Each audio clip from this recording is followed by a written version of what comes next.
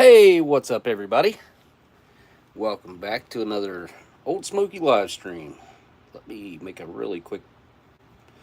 Wait a second. Let me make a quick post here. Oh, hey, kitty. Brownie girl. Hi, Brownie. Hi.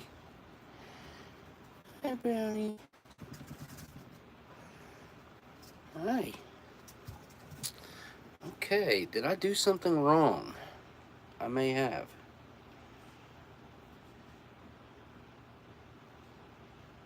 Ooh. Apparently.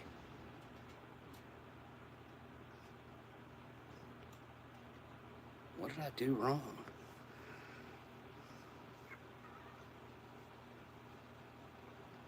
Huh.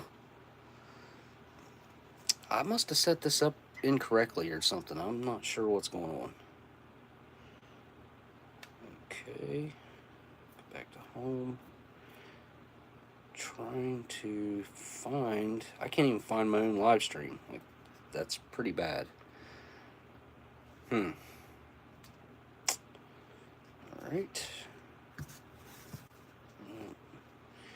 Quit licking your butt, weirdo.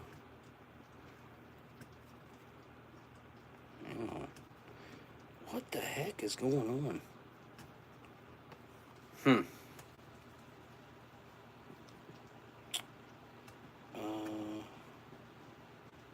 Sorry, folks. I am having all kinds of troubles here on my end for whatever reason. I'll try it again.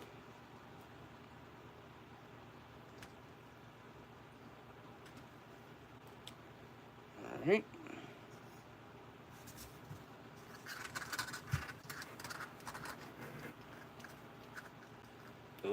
Oh, no way. Golly. Well, here, I'll turn it around so whoever is here, let's turn it on live chat. Okay, flip the camera around so y'all can gawk at my ugly mug while I do this. Got my Sticky Fingers shirt on. If you guys don't know who that is, there's a link in my description. I highly recommend going and checking out his channel. He's had some pretty viral videos over the past probably like 4 years. They always pop up around April 1st. I need to message him and see if he's going to have one this year. Alright, try this one more time. Okay, it says that I got it.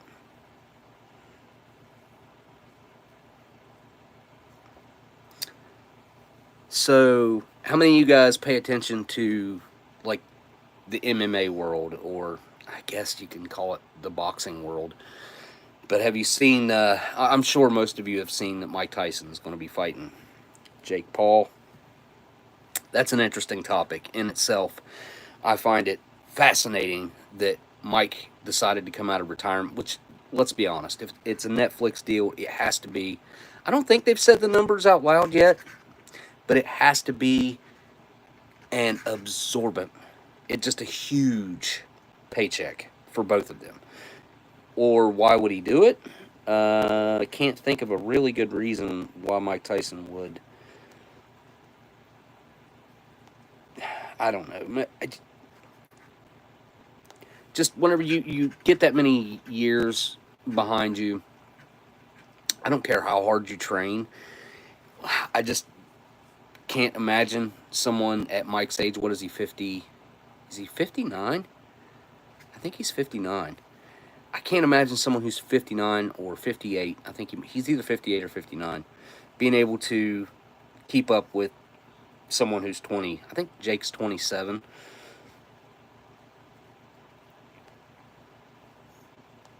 It doesn't matter how hard you train unless you're a freak of nature and have been living like some of those Sherpas that hike up to the top of Mount Everest all the time.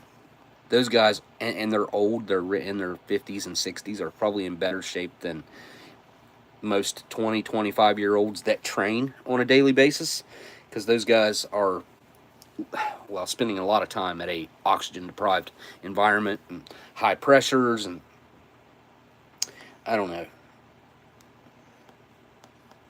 Okay, let's try this one more time. Let's go with the yellow. Next. Alright, I got the link.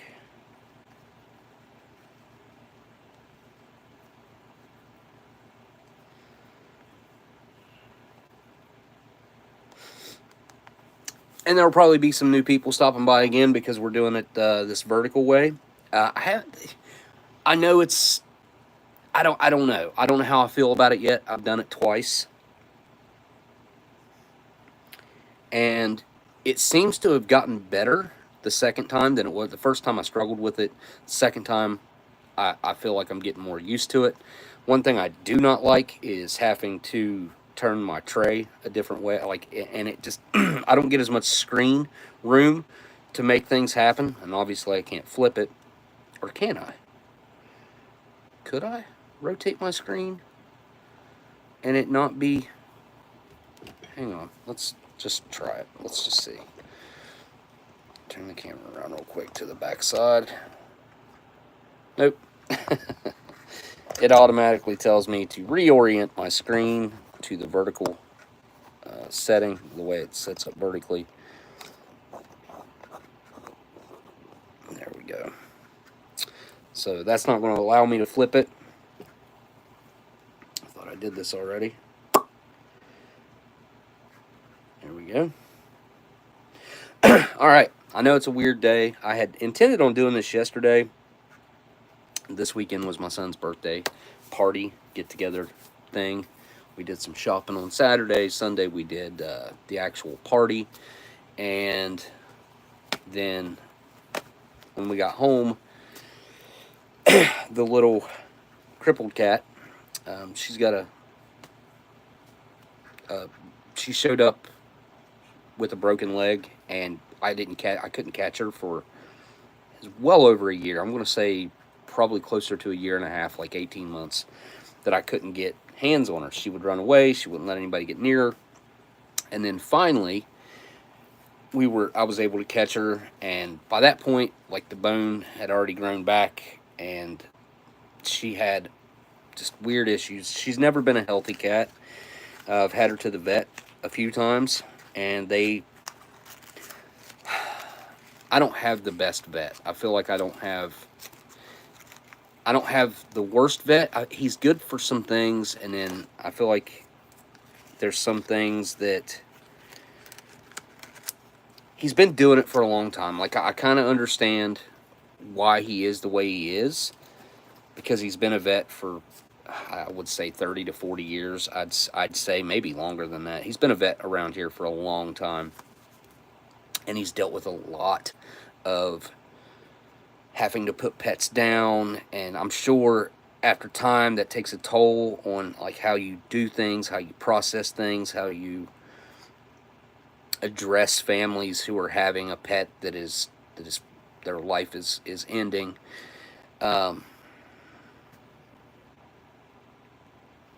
So that is one thing I struggle with these vets. There's two of them at the vet that I go to that's local here, the local vet. The other one is down the road a good ways, and I've heard things that I don't like about that place, so I have chose not to go down there. And again, she had been seen, and the way things are now, like, they expect you to have a pet established and have a file on that pet and have been accepted into the vet. Like, how do you get started if you didn't already bring the pet years ago? I don't agree with that. But it was an emergency situation. She was certainly not going to make it in the state she was in for another day or two. I would say she might have made it another day or two without intervention. So I took her yesterday. They kept her. Wanted me to call back at 10 o'clock this morning. I called, and the vet wasn't there, weirdly enough, and they wanted me to call back later this afternoon. So I called back, and he said he wanted to keep her for another night or two, and I would say probably 2.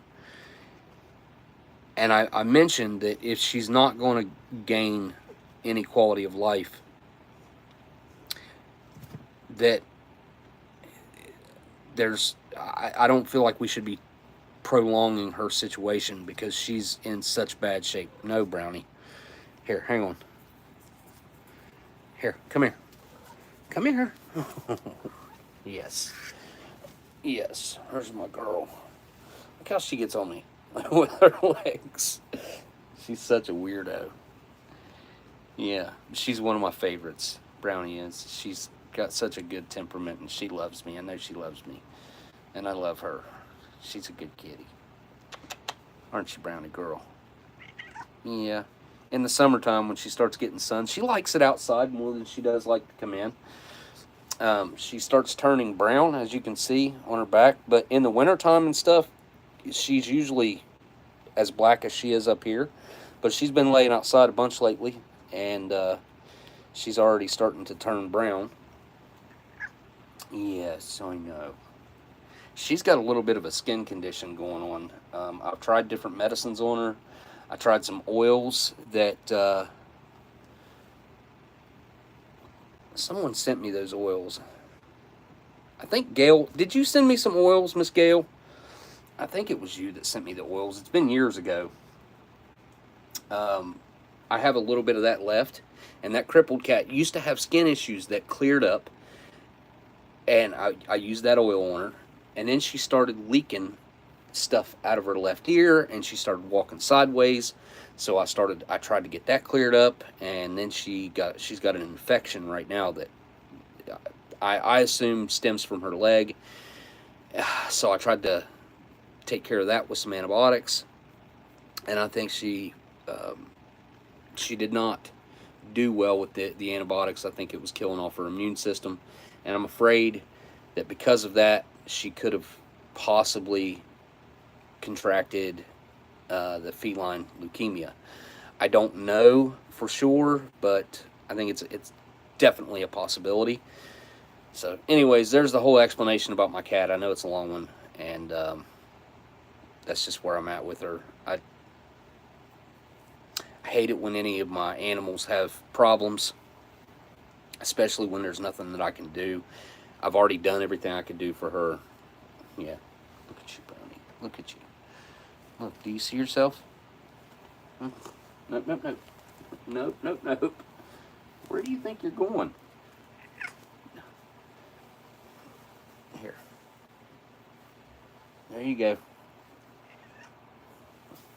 Well, you just wanted me to put you down.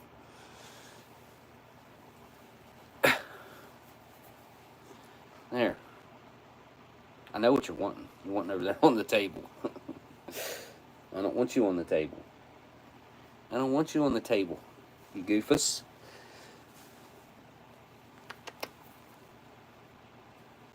Where are you going? What are you doing?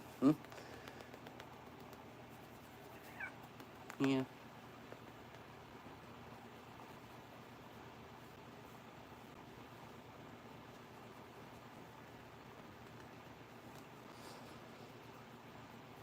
Brownie. All right. Here, get on the couch. Stay over there. Well, that's fine. You can be on that box. All right, so well, she was drooling and drooled on the table and on the MRE bag here. So we do have another vintage MRE. I've been trying to dig out some other stuff, man. Like, I'm gonna have to really dig to get to anything that is different enough. I mean, I've got some newer MREs and stuff, like just a bunch of boring stuff. I still find these to be some of the best and most fascinating content because, like, it's 50-50 whether I'm going to be able to eat this usually or not. The ones that came from gabeRILLA I have had tremendous luck with. I've been able to eat about 80 to 85% of every item that has been in those MREs. There's been a couple that were bad. I had a main that was bad. I remember it was not good. I can't remember what main that was, though. And then last week I had what menu was it that I had last week? Because it was freaking awesome. It was the loaf. It was I think it was ham and chicken loaf. It ended up being really good, and it's a menu that I typically avoid because I'm not a huge fan of the like prison style loaves. You know what I mean? Like, it's just a bunch of food pressed. I think there's like an egg binder in there, and then you got your chicken, and you've got obviously your ham. It's all chopped up pretty fine and then pressed together. So what was that? I'll try out one of these Philip Morris. It's been a while since I had one of these, I think.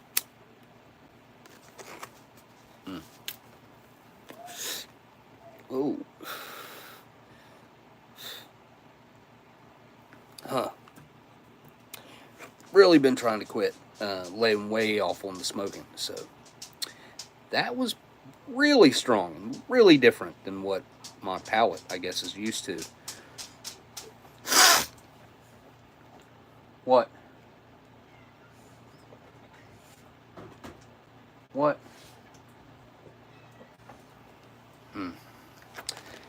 So anyways, this menu right here kind of reminds me of it's ground beef in let's see, there's ground beef and spice sauce, and then there is a beef and gravy, I think, right? Isn't there a beef and gravy? There's something in gravy, but this reminds me of that beef menu, except turkey. And when it comes to like poultry type stuff, I don't know why. It's always been this way for me. When you're talking about vintage, old poultry, it's kind of always freaked me out. I've always had that like mental block of like, even there was chicken in last week's MRE. And I guess I didn't really think too much about that for some reason, because the ham was really the most predominant ingredient in that. I mean, I had a little bit of the chicken taste, and you could see a little bit of the chicken in there, but it was really mainly the ham. But when it comes to a poultry type item being the main component, I don't know why it still freaks me out. Especially when you're looking at something that's anything really over like 15 years old. When it comes to MREs, like 10 to 15 years old, then you've really got to start questioning how it was stored, what kind of life it lived before it got to you. And with this one, I do believe that this is not the correct MRE for the case that it came out of, because this is a Supaco, and if I remember right, I think that case was a old Rafco or Right Away Food Company. So yeah, I don't know. Again, I don't know why the poultry items just still kind of freak me out, and I have actively, I would say, avoided this particular menu for many years. I might have had one of these about, it seems like it's been many years. If I've had one since, I don't remember it.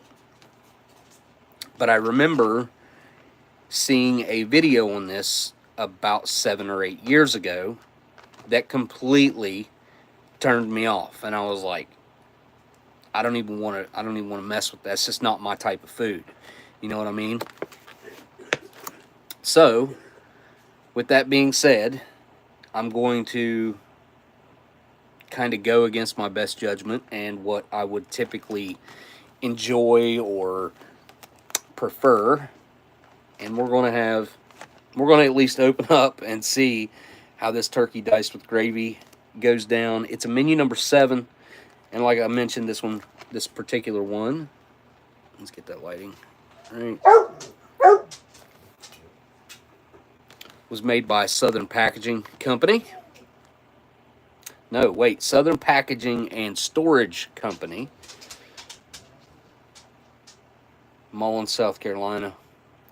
And this should be an 86 or 87, like late 86, early 87. So it's almost as old as I am. It's, I mean, if it was made in 86, that would put it at being roughly 38 years old. Right? Or wait a second. No, it'd be 36. Wait. Did I do my math wrong? I did, didn't I? It'd be...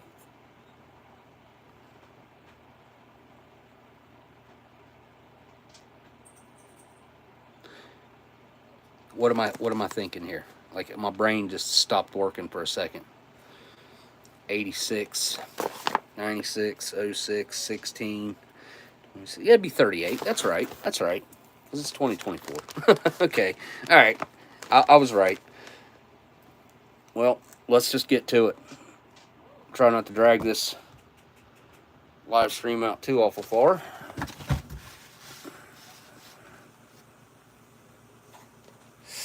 I'd like to see what these other buttons on my screen do. Hang on a second. Okay, I got a mute button, and then there's like a film thing. I'm half afraid. Wait, I can turn my light on? Oh, cool. I never could do that before. Nice. Add some light to the situation. Now, what's this up? I hate it. I'm going to hit it. Highlights saved to your channel as unlisted video, up to 5 minutes. And I can't stop that? Huh. Well, let's just get into this thing and see what is contained in a 1986-87, menu number 7, turkey diced with gravy from Southern Packaging and Storage Company. I did not look this up beforehand. It does say that it has accessory packet A with it, so we already know it's coming with the standard accessory packet that comes with about 70% of these early menus, 70 to 80% even maybe. I think there's maybe 3. I think the both of the freeze-dried patties come with a different, and I knew which other menu came with a different accessory packet. There's either 2 or 3.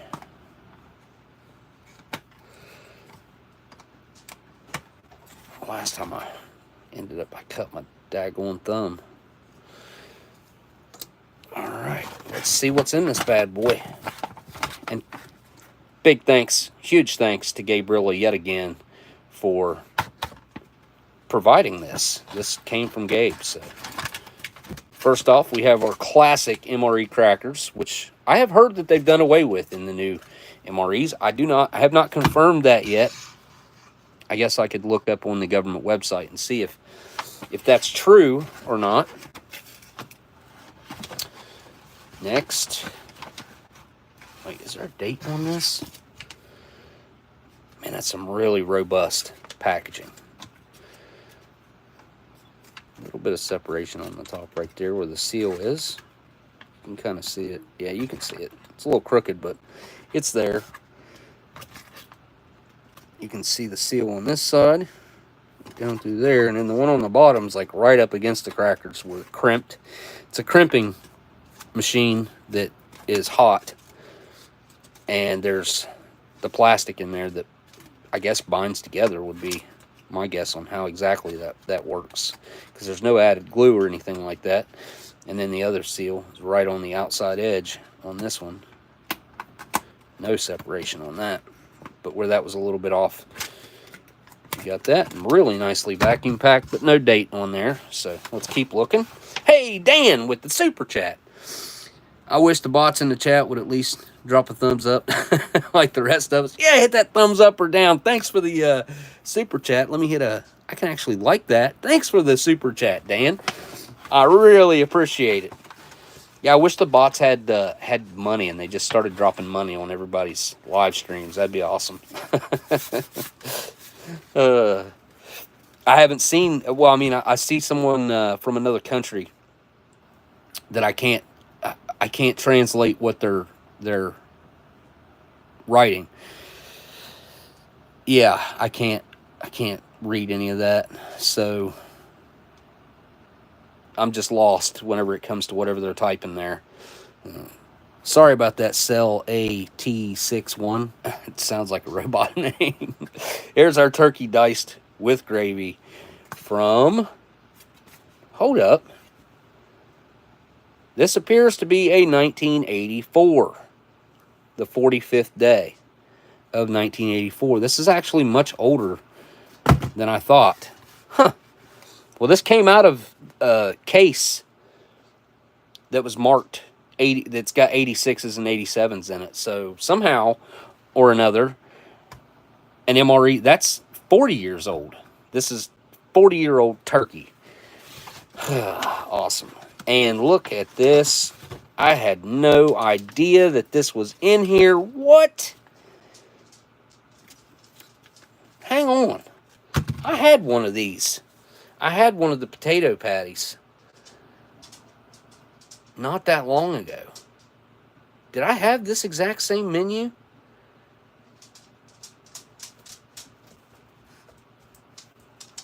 Hang on. All right. I can take care of that.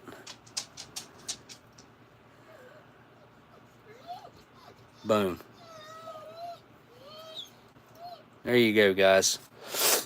No more of that. All right, let's see what else. I'm probably just going to save that potato patty because I don't have one. I don't have one saved up. What else we got in here? Here is our accessory packet with our coffee, cream substitute, sugar, salt, chewing gum, matches, and toilet paper. And I did not get any water started. Well, crap. How could I do this?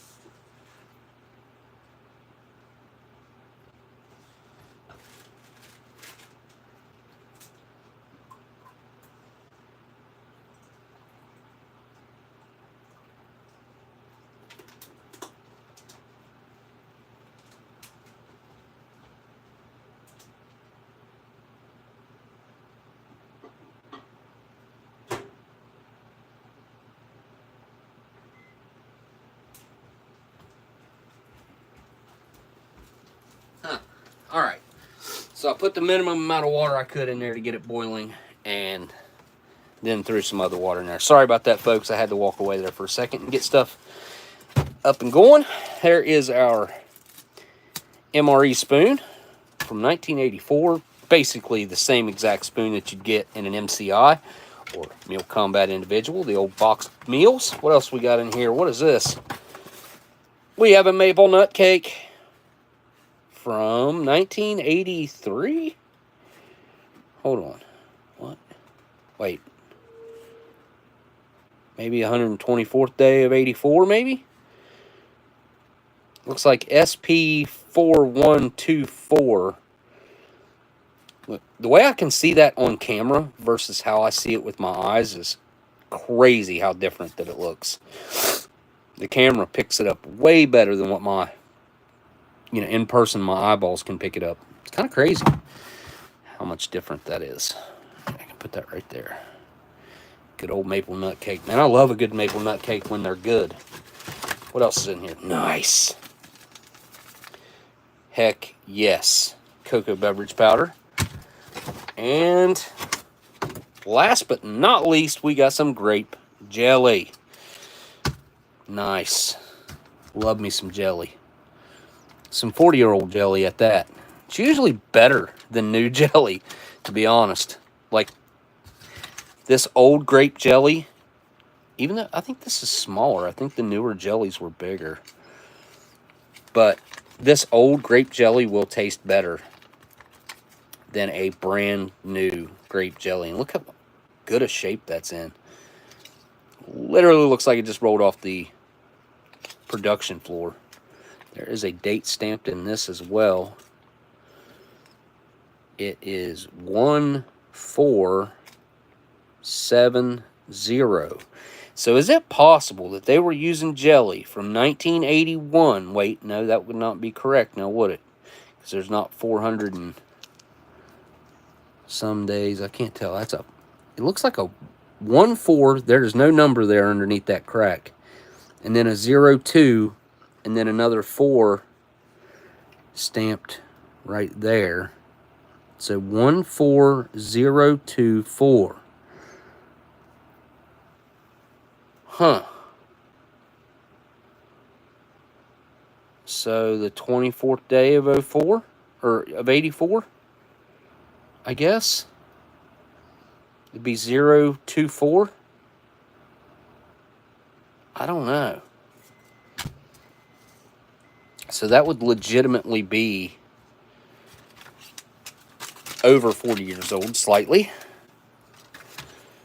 Possibly even older than that. Let's take a look in this accessory packet.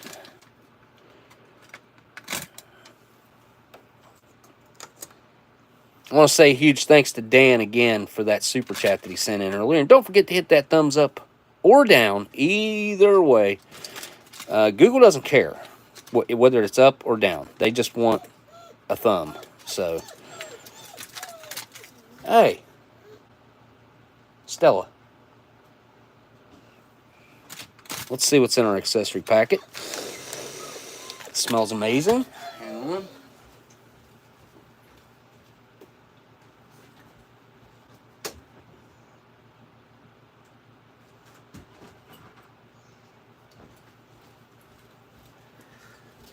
Couple cats on the porch. All right, let's see what's in here. God, it smells so good.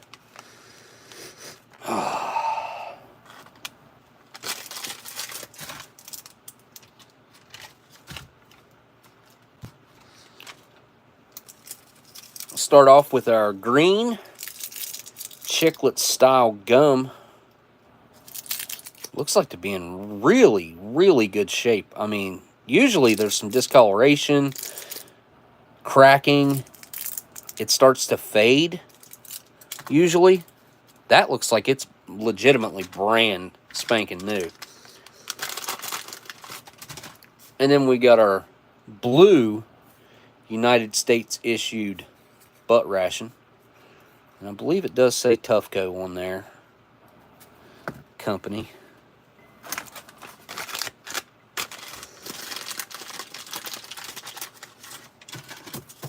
Oops. Here's our sugar. made by Amstar Corporation out of New York. 6 grams of that. Here's our Stickney and Pour out of Chelmsford, Massachusetts, 01824. Some good old iodized salt. Even give you an ingredients list on the salt, which is kind of weird, actually. But it says salt, sodium silica, aluminate, sodium silica aluminate, dextrose, and then 0.01% potassium iodide. Huh. I wonder if there's anything controversial. I need to look into that and see if this old salt contains anything that we shouldn't be eating. I never consume the old salt anyway, but here we've got a regular old coffee instant. 2.2 grams net. Look, it was packaged by Right Away Packaging Company. Northfield, Minnesota. Kind of a weird looking pack of coffee, to be honest. It's really generic looking. Not exactly what I expect out of my coffee. I expect my coffee to look a little more like this. The cream substitute dry non-dairy. Who produced this? Santa Division, Beatrice Foods Company out of Madison, Wisconsin. What's this say? Ingredients are partially hydrogenated coconut oil and or soybean oil, corn syrup solids, whey, sodium caseinate, dipotassium phosphate, mono and diglyceride sodium silica aluminate, same stuff that's in the salt, artificial flavoring, and riboflavin. Of course, you wouldn't be able to have this if it wasn't for the riboflavin. Huh. And last but not least, we got our military issued green matches that are black with white tips, strike on back. Of course, they're going to be produced by good old D.D. Bean and Sons out of North Carolina. Always. You got to go pretty far back into the past to get into matches that were not produced by D.D. Bean and Sons. I mean, you got to be, I'd say early 50s, even maybe mid 50s, might have had some that weren't D.D. Bean and Sons. I'd have to go back and check my old videos and stuff to make sure. The goat. I see the goat in the chat. Yes, turkey with gravy. Turkey diced with gravy. 1984 MRE. So this is a 40-year-old package of food that we're going to see if I can consume with this super scary poultry dish that's 40 years old. It's almost as old as I am. So this food has been in a package for the past 40 years. It has been through the military, government-owned. Then it went on to civilians at who knows what year, sometime between probably 1985 and 1990.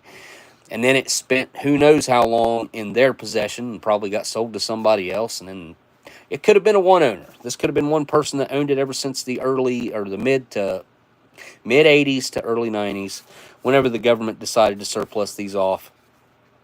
But and the reason I say they probably get surplused them off was because they were in cases. But that person could have collected these while they were in the service and brought them home. You know, I don't know the backstory to these, but I've heard a lot of different backstories over the years. So I know what typical stories are whenever they stayed in one possession for a long time. And that's one that I hear a lot. These guys would stack these meals up. They'd bring 1 or 2 home at a time and have emergency food at the house if they ever needed it. And then they just ended up sitting around because they had enough of these while they were in. They didn't want to eat them while they were out, you know. And those same guys 30 years down the road, if you approach them with an MRE, they think it's super cool because they kind of forgot what it was like to eat one of these old meals back when it, and they'd never imagine that they'd still be edible today. Most of the guys wouldn't.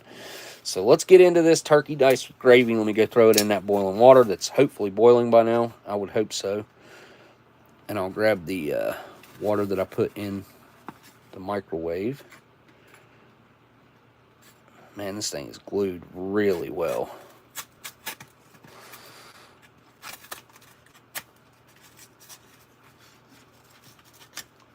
I know last week's had some really funky glue going on that I had not seen glue as strong as what I had last week.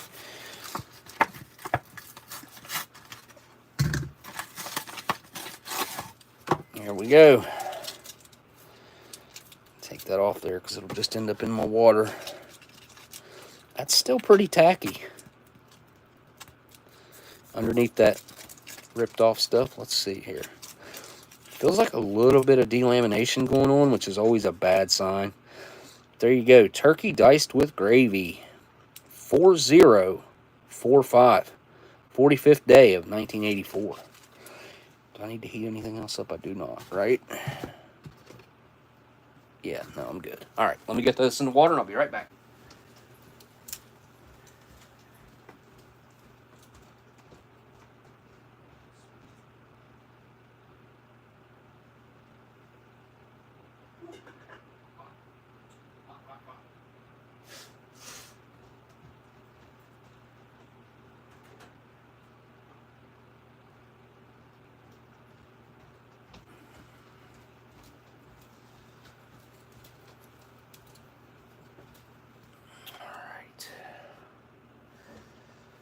This stuff shoved over here out of the way.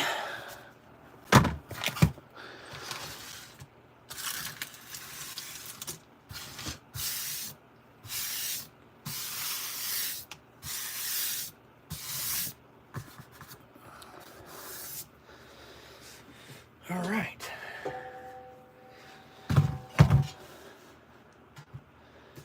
There we go. There's our maple nut cake, crackers, beverage powder, some grape jelly, coffee, sugar, creamer, and then the rest of the stuff gets set over here out of the way. All right, let's get this coffee going first. Yeah, we'll do the coffee first. I want to do the cocoa beverage powder separate. I don't want to do a mochaccino because I like the cocoa beverage powder on its own, and I love the coffee on its own, so I prefer to make them separately.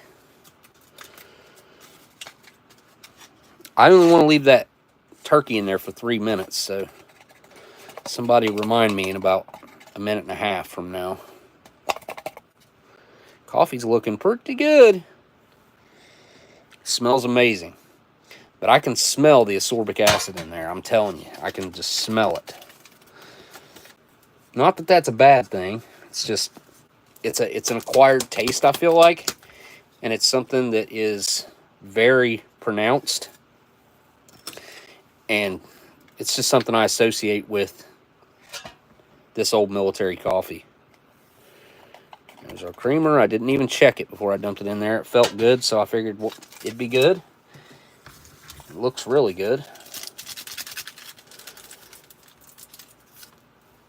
Here's our sugar. Looking perfect.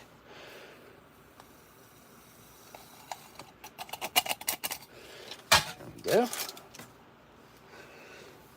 All right. Give it some water.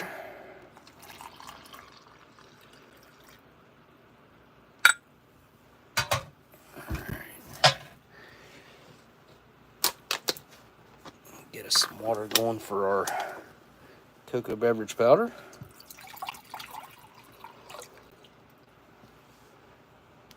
Right at 1 cup. I could probably go a little bit more than that, but this will work. Be right back.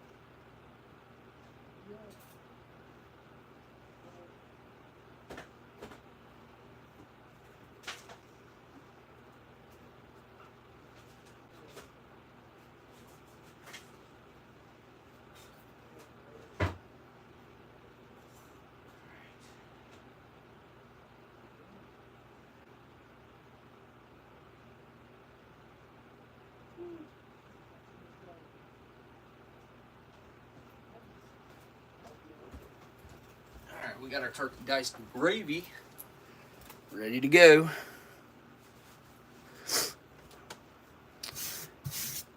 Cocoa beverage powder water will be ready in just a second.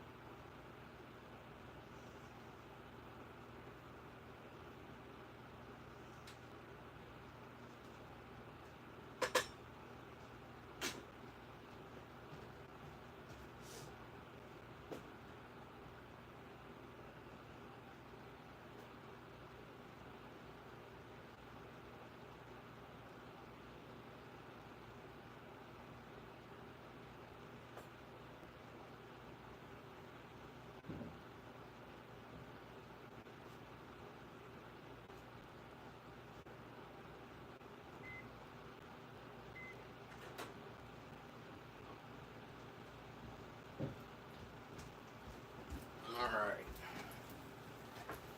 Got my water. Got our turkey diced with gravy. Cocoa beverage powder feels perfect. I'm going to assume it probably is.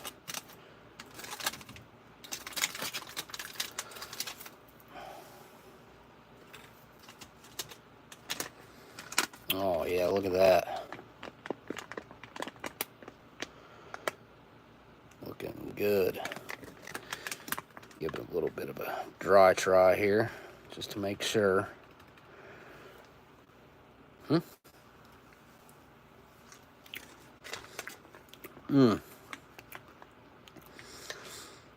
There ain't no other cocoa beverage powder that's like that. It's got a brownie batter quality to it. It's just sweet and smooth and just tasty, chocolatey. It's really perfect.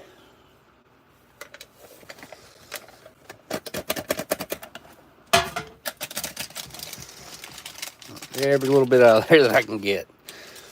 It's tempting to open that up and lick the powder out of it. I've actually been fasting for 24 hours, so I'm certainly hungry. I could eat. There's no doubt about that. All right, let's pour the water to it.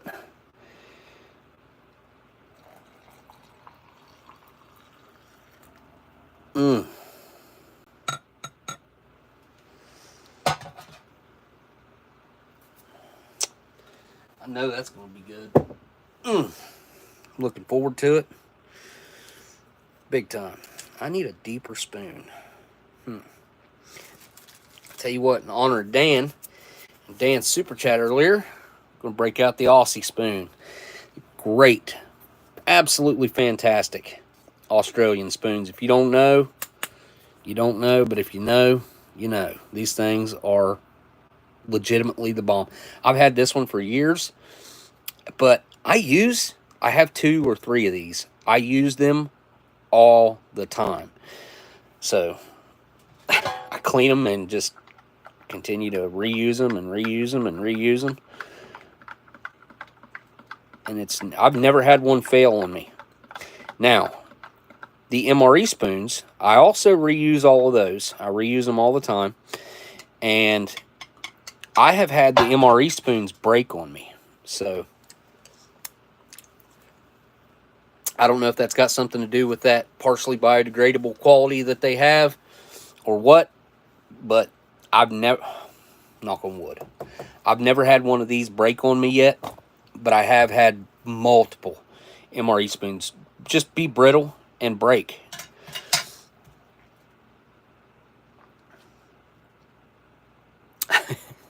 Cocoa looks good, but it looks like the tide's out. It might not look the best, but I mean, it looks pretty good right there with that foam on top. You got to admit, that looks like a, I don't know, a gourmet drink that you'd pay, what, $7 to $10 for at a brand name coffee shop or something. Same with the coffee. Like, look at the coffee. Does that not look like a just class act cup of coffee? Just a grade A plus cup of coffee. Sure, it looks that way to me. All right, cracker time. Let's see.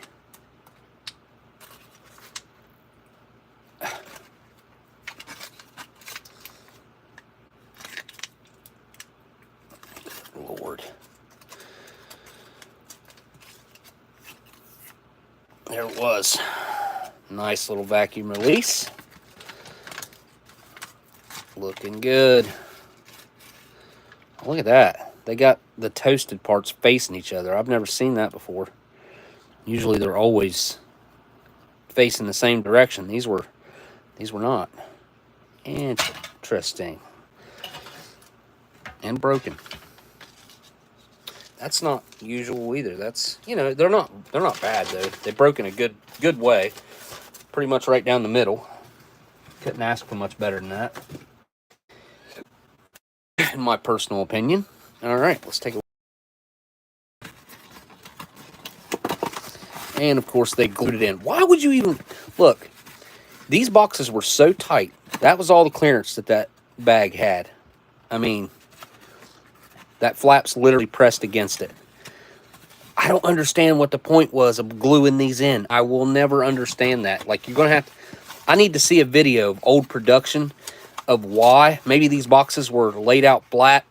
That got glued in there and then they got folded up after the fact. That's the only thing I can think of why they ever got glued in here. And even then, that still doesn't make a ton of sense. But I guess it would make a little bit of sense. There's your little glue spot with something red ended up inside of it.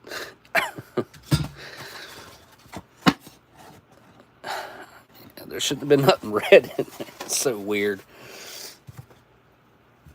What's going on, tuna rolls? Spicy tuna rolls in the house. This thing is very well vacuum packed, which is good. A lot of times they aren't. A lot of times they're loose packaging, and I think that does affect how they age. So let's take a look. Oh, whoa, that's a lot of batter. Ooh, smells all right. It's just...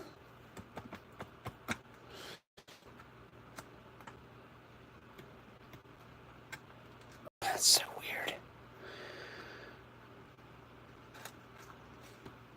I want to try that. All right, I'm going to try it.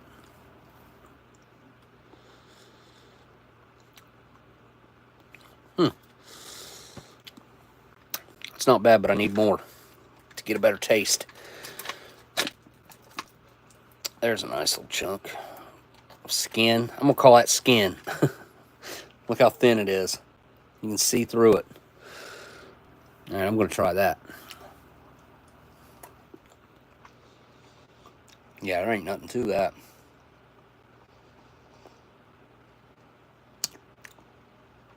that. Tastes okay. All I can taste is a little bit of sweetness and, well, it's coating my mouth. That's not a good sign.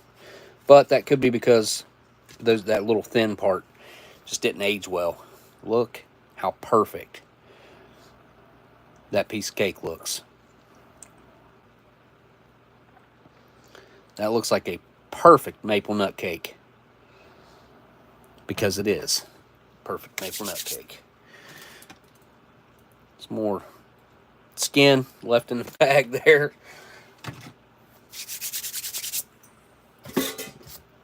Alright, let's take a look at this grape jelly. Well, let's just get it open for right now. Break out the pocket knife for this. Because I want a small hole. There we go. Perfect for what I'm wanting it for. Grape jelly.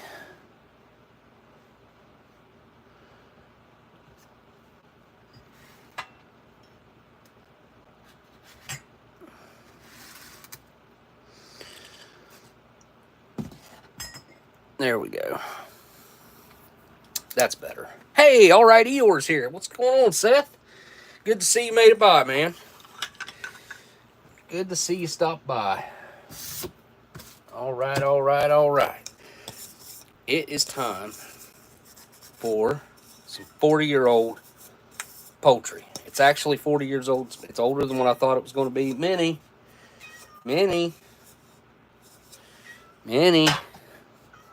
Turkey diced with gravy, man. I don't know. Just, again, I've avoided this menu, it seems like, for a long time on purpose. Because I am not a big fan of old poultry. But usually, I'm usually pleasantly surprised by it. But there it is after it got heated up. Didn't delaminate too bad, which is a good thing. See? Alright, so old poultry looks like cat food. It just does. And there's a lot of similarities there, actually. The smell, the visuals, maybe even the taste a little bit. I don't know. I don't eat cat food. Okay, it doesn't smell bad. It smells a bit metallic, which is to be expected. But it's just... Alright,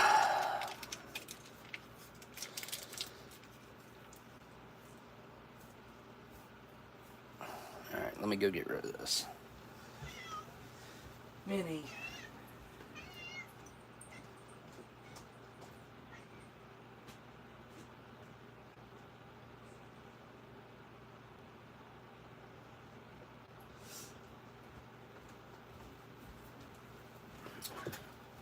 I love the show The Office. Got it on right now. I love that show. It's probably my favorite television show of all time, to be honest.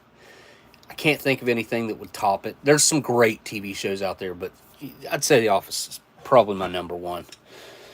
Oh, look at that. It's got a wiggle to it. Which means it's gelatinous.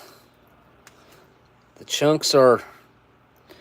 Some of them are large, and that looks like it's got some dark meat, something or other going on. There's some fatty skin. It's not overly processed, though, which is a great thing when it comes to this. This is legitimately just turkey diced up in some gravy. Like, that's it. Let me see if there's an ingredients list. I don't think there is. There might be a little one. All right, turkey diced with gravy comes with turkey, cooked and diced. Then that's number one ingredient. That's what's in it contains the most of. And then it's got water as the second ingredient. And then there's chicken gravy base, salt flavoring, monosodium glutamate. Then you got modified food starch, sugar, dried chicken meat. Oh, there's dried chicken meat solids, hydrogenated vegetable fat, caramel color, chicken fat, modified food starch again, whey flour, and cottonseed oil, and finally a little tiny bit of onion salt being the last ingredient. Honestly, though, I think I can kind of smell a little bit of that onion salt in there, to be 100% honest. Yeah. kind of blends in with the chicken gravy base or whatever. Why do I want to eat this? All right, I'm going for a little bite first. Okay. Well, we'll do this real quick. First bite, I'll flip around. Down the hatch.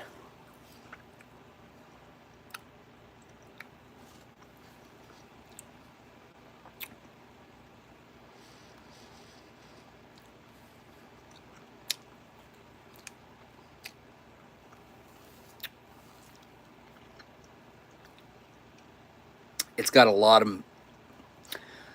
of metallic notes. It really picked up a lot of the packaging. But if you've ever eaten canned chicken or canned turkey, canned poultry of any type, you'll know that it does just inherently pick up that flavor from the can or the package, whatever it's in. And that's exactly what's going on here. I mean, it's been in there for little over 40 years. That's a long time for something to be in a package, just chilling out, hanging out.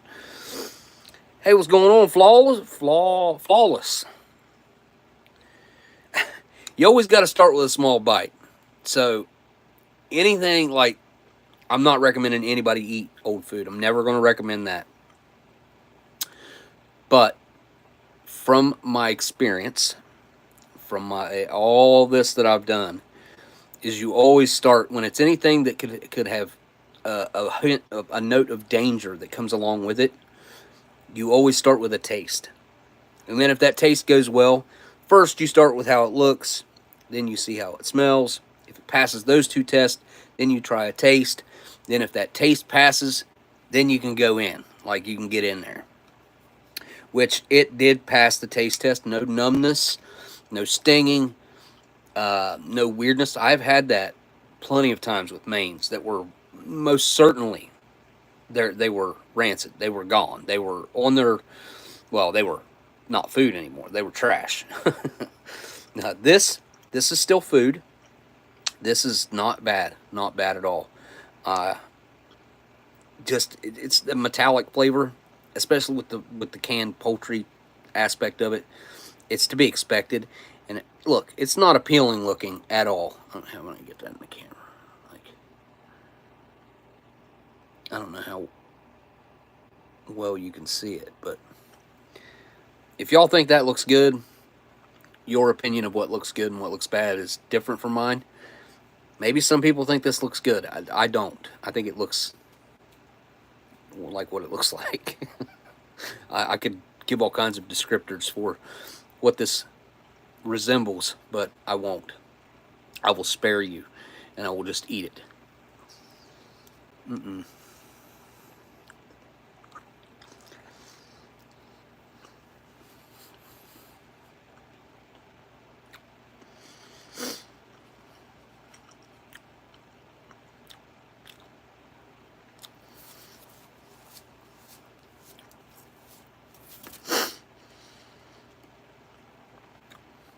Tastes better with a big bite than it did with a little one.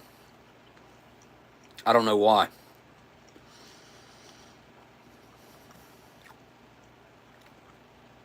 And I am hungry.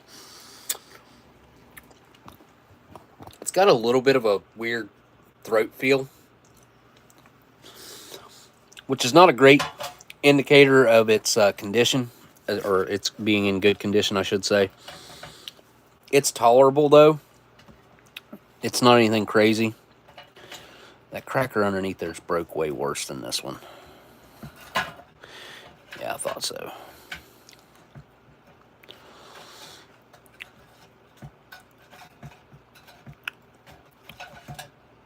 How many of you guys live in the path of the upcoming eclipse and are going to stock up on food because they've told you to? All right, let's give the crackers a try. I'm sure they're going to be good. We heard the vacuum release on them, which is the indicator whether they're going to be palatable or not. So, crackers.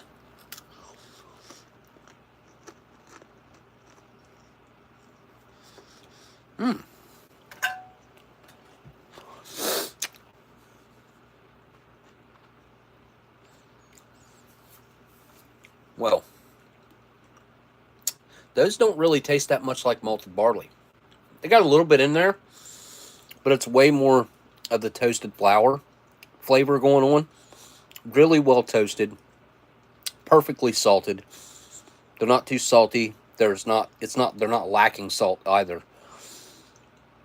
Really good, actually. You can't buy crackers this good. You just can't. You cannot find crackers that will even come close to matching how good these crackers are. And these crackers were made for dipping. When it comes to these types of MRE mains, I mean, this is more of a dip, in my opinion, than it is anything else. And I think, you know, you just dip as much as you can on a piece of cracker like this and eat it, you know. Mm-hmm.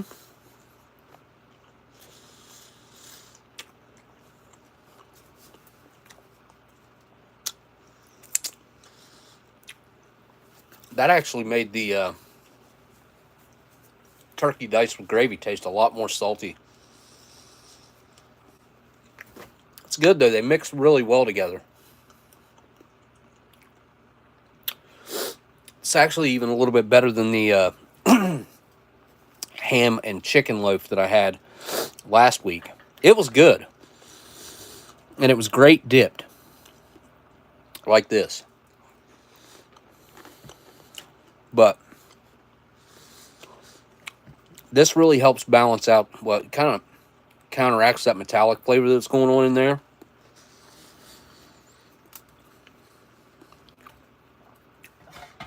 Let's keep on, well, let's keep on dipping here.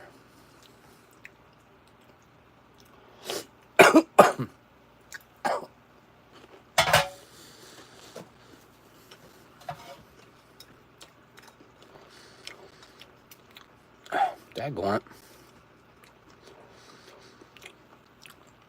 Did I see LC in the chat? I think I did.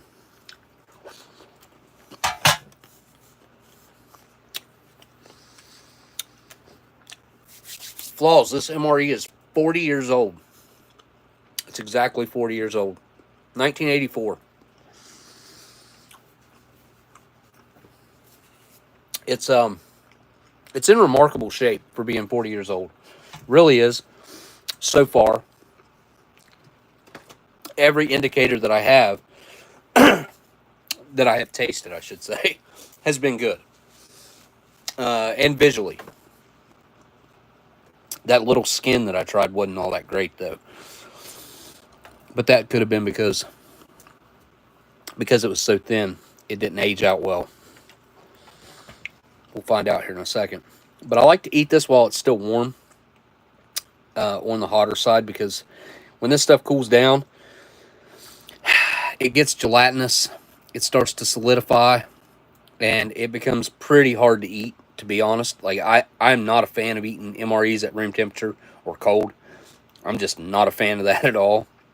I doubt very many people are. There are people that like them that way, but I'm not one of those people.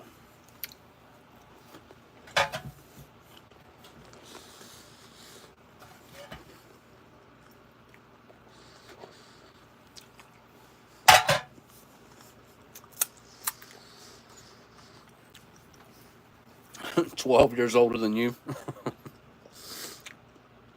Yeah, it's almost the same age as me. I'm slightly older than this.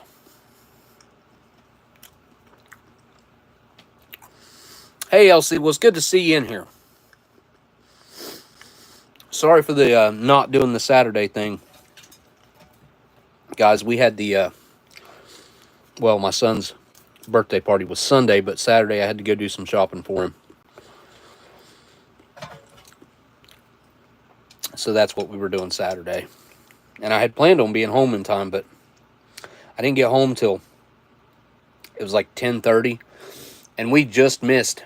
There were some barges that got loose and floated down river, almost hit the bridge. We didn't get to see it. We saw the boat shoved in the bank waiting on them barges that were floating down river, I guess. But the barges broke loose from up where I used to work at. They put barges in there and no guys to work over the weekend. And the river came up a whole bunch and broke all the lines off.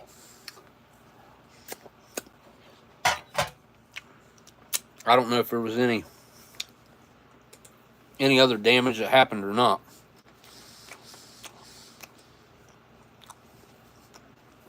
Flaws, you know what? I'm thankful for the time that I had away from the internet and computers. I'm so glad that I grew up without it. My life was so much better.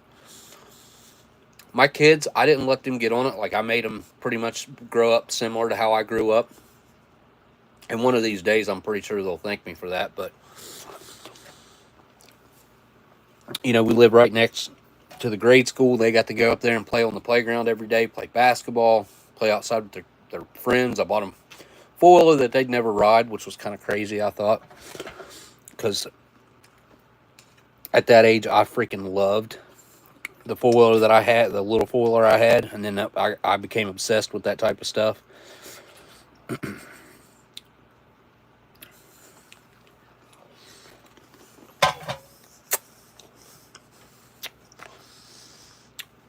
But I will say, Flaws, be thankful that you're younger as well. Like, it's a double-edged sword.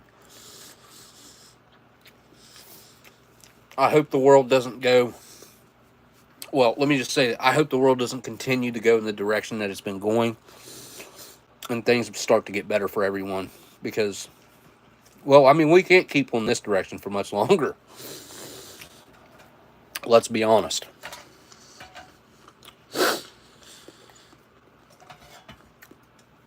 I've been thinking pretty long and hard lately about trying to possibly run for some sort of political office, because I feel like we need working class, regular, everyday people like myself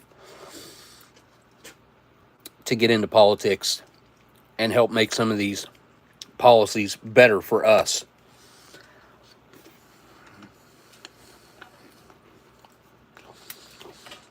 Oops.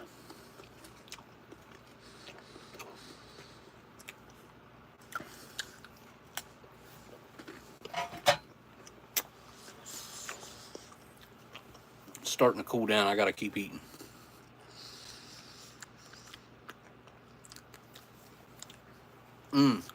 Only use YouTube. I was the same way for many years. I still don't have a Facebook. I made an Instagram for the TV show because they asked me to. But I don't really have an Instagram. I'm not active on there. I don't check it or whatever.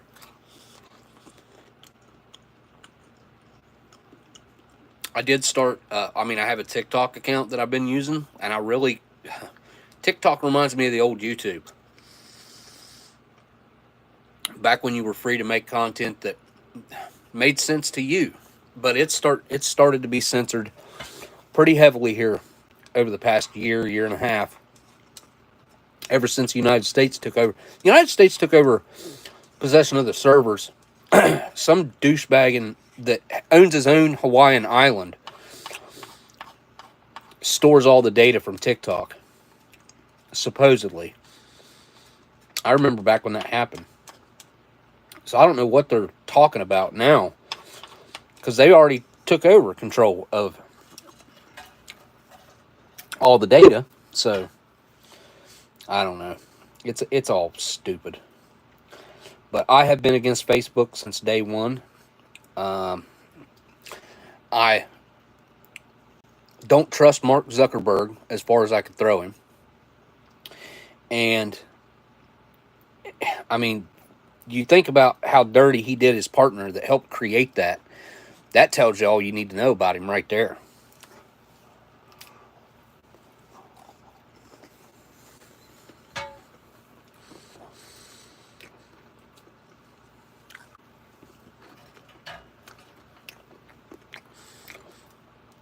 Not a great dude.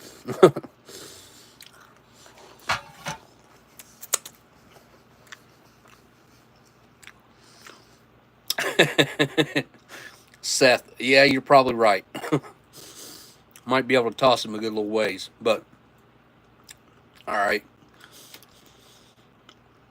I don't know what a good saying would be outside of the fact I just don't trust the guy. He doesn't look or act, I don't know, he doesn't act like a normal human. Maybe he's a robot, and he has always been out to get humans or something. I know it's silly. I'm not being real. I'm just saying, like, he's a weirdo.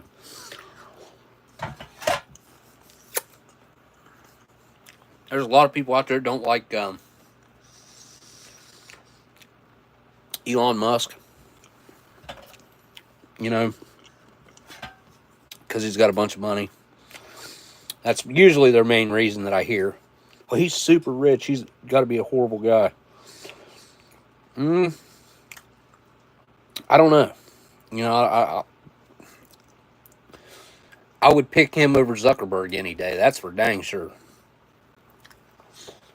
If we're picking teams, yeah, I'm picking Elon 10 times out of 10.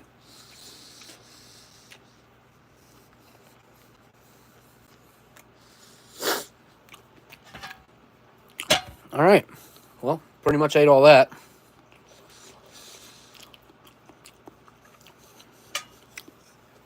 You know what? I mean, I went this far. Now I'll save a bite for the cat.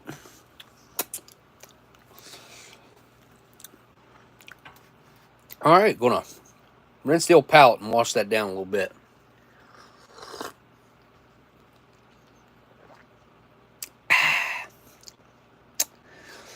That is so freaking good. So smooth. And it's got a really obviously unique mix of the tannins mixed with the coffee flavor. It's a perfect balance. It's a very, very well balanced coffee in itself. And you'll find the same thing even if you don't put the cream and sugar in it. But I'm a cream and sugar guy, so I just, you know, do it fully loaded.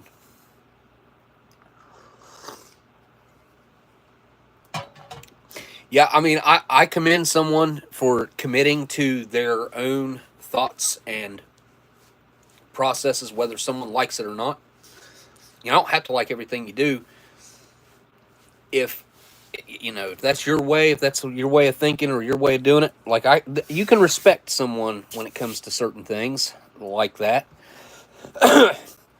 One of my favorite things I've seen him do was that little interview that he had there about 6 months ago or so. I can't remember how long ago. It's somewhere in that. Where he was talking about advertisers pulling out off of Twitter and Bob Iger. What he told Bob Iger was pretty good. This thing, can y'all hear that? That's pretty solid.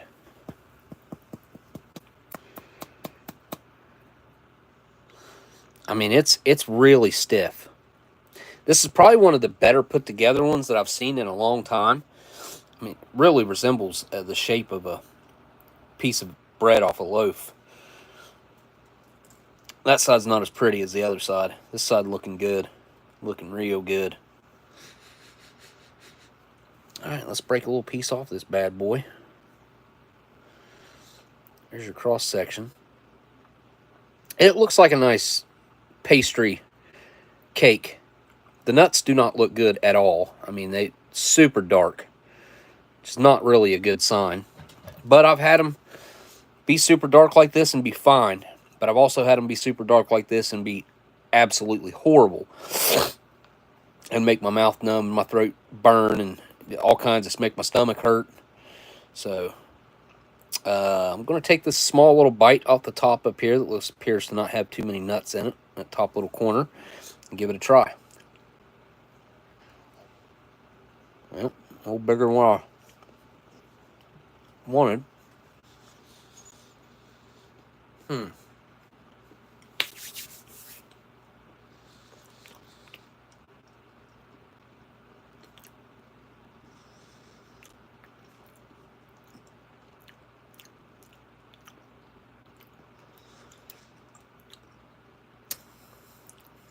Well,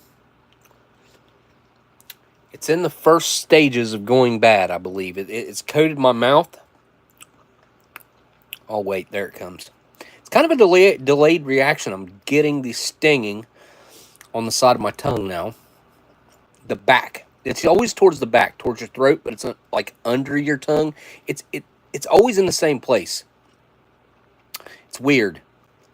And it's under your tongue. It's not like on the top, on the surface, which is where the cake was at.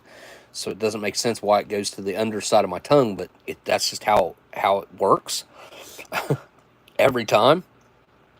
It's still edible, but it's going to be hard to eat.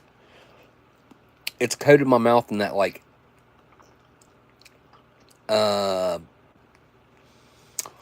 fat. It's kind of like a fat coating, but it's not. It's more of this is obviously a chemical reaction that's attacking my saliva glands and giving me this weird feeling in my mouth, this tinging, stinging sensation that, well, I mean, it's obviously not.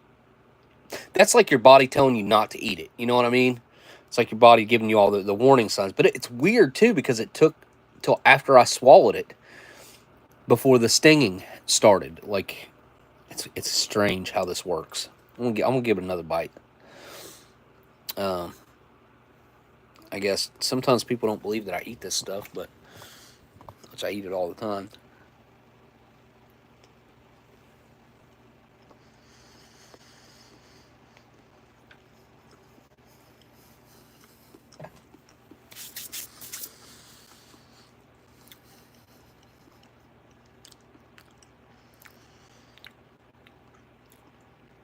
How bad's the stinging on the no good scale? I would say it always builds. That's another thing I want to say. Like, first bite, it kind of took till after I swallowed it to really kind of hit me. Second bite, stinging was almost instantaneous. But the level of stinging is not so bad that I wouldn't go in and eat another bite. If this was all I had to eat, end of the world situation, I'm eating the whole thing. Stomach ache or not. I do not think this would make me have diarrhea or make me sick. It might make my stomach a little bit upset. Me, you, if you ate this, it could possibly give you like diarrhea, and yeah, normal people that don't have the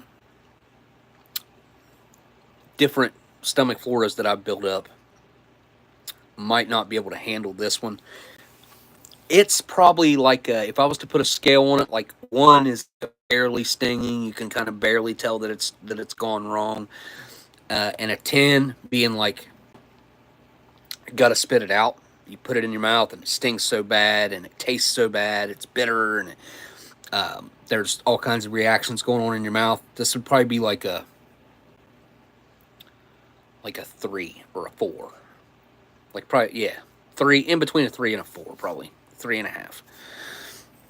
Again, it's not something that I mean, I'll eat more of it.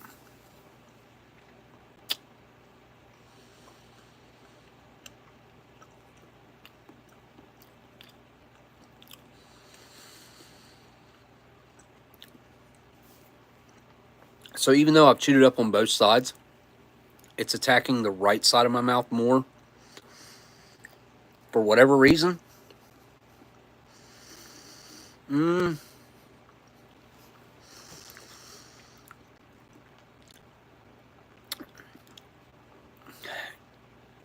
don't know what kind of stinging I could equate this to being like.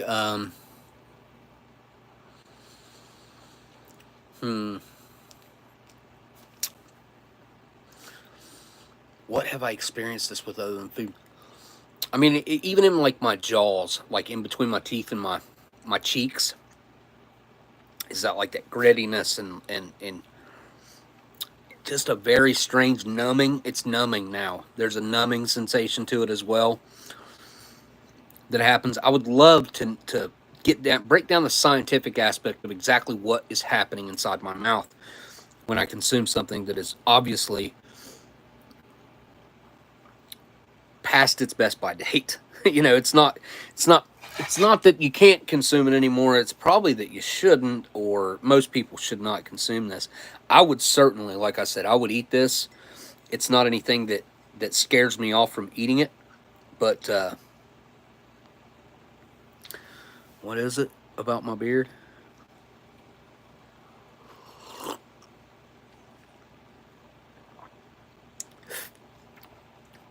Oh, thanks, CR.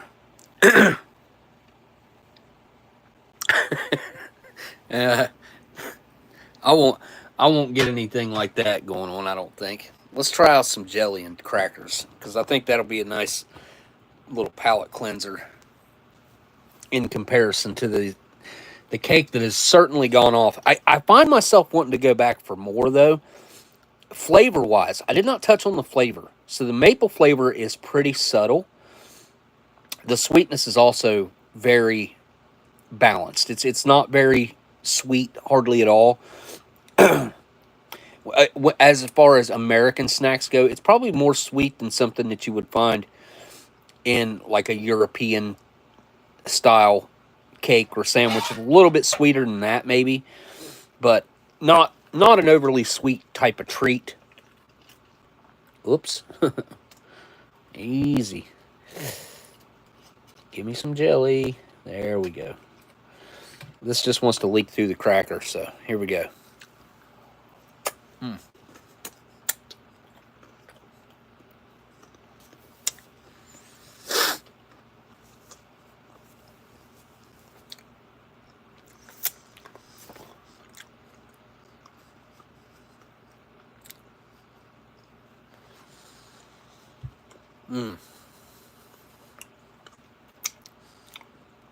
Yeah, it leaked through all of my fingers. So the jelly mixed with the saltiness of the crackers is really nice.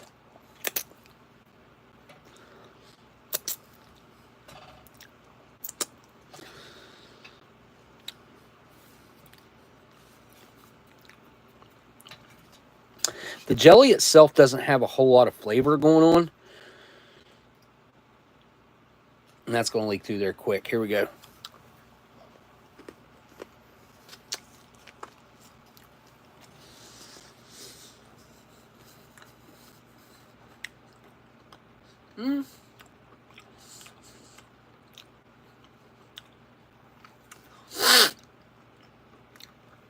So I actually sucked some out of the pack that time. And I got a lot more of the grape flavor that way. You can't get enough on the cracker because it's so thin that it just leaks through. But it's got a nice subtle tanginess to it. Really nice sweetness to it. The grape flavor is even pretty decent whenever you get a sizable amount. Yeah, I like that. Love me some old jelly. It's almost always good. Just eat it right out of the pack.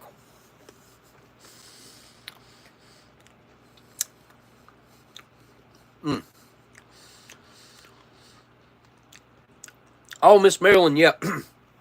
I assume that's who you're talking about. She did open a new location for Ann and Alan. Ann and Alan. Where is my Ann and Alan flyer? Right here. The Gooey Butter Cake Company that Miss Marilyn, her and her brother run / own. If you want any of these, just go to AnnandAlan.com. She's got a new shop going on, I guess. Got more room to make these ooey gooey butter cakes. A little write-up on gooey butter goodness. Excuse me. Baking Mom Proud, she says down here. I believe it might have been their mom's recipe. They also make them gluten-free. For ordering information, please see the back of the pamphlet. Available sizes are 9x9 and 9x13. And there is your toll-free number and your St. Louis local number. And obviously go to AnnandAlan.com. But yeah, we love Miss Marilyn over here. She's good people, and highly recommend trying. If you don't know what a gooey butter cake is, just order one, and you will find out. If you like sweets and you like butter, then you can't go wrong. All right, let me wash down some of that jelly with some of this cocoa beverage powder. Try to mix it up a little bit. Did I think I mixed this up, didn't I? Yeah, I did with the spoon. Pretty sure I did. Trying to get that to come off the side, but it looks like it ain't going to happen. Use my finger. All right, here we go. Mmm. Mmm.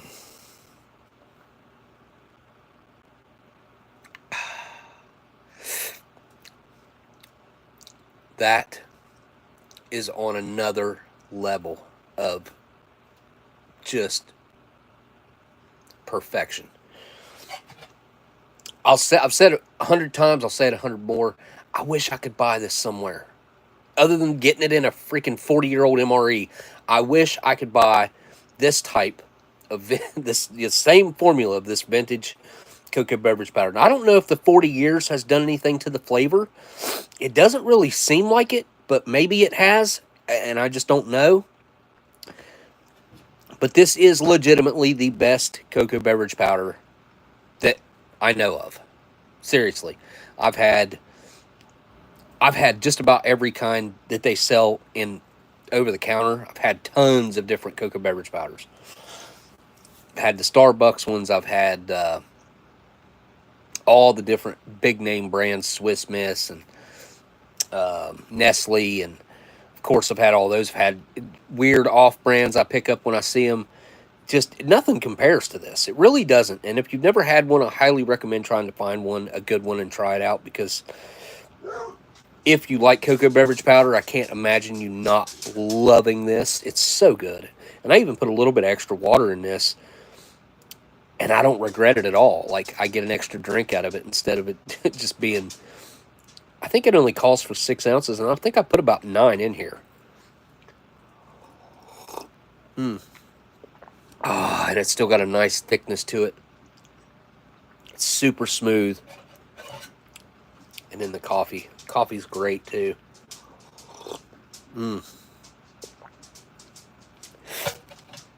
But that cocoa beverage powder, like, I could seriously... It's pretty hot. I could chug it right now. It's so good. Oh. What was that all about, Stella? What happened? What'd you see? I heard you bark. What you doing, girl? Do what? I can't hear you. Hi. Hey, girl. Hey. Here, let's do this.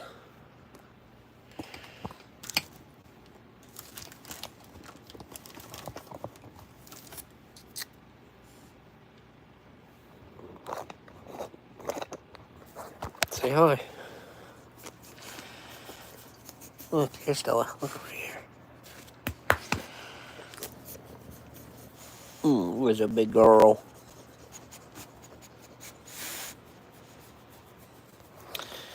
There she is. Big old Stella. All right. Time to have a smoke. What am I going to have here? Had one of those Camels last week.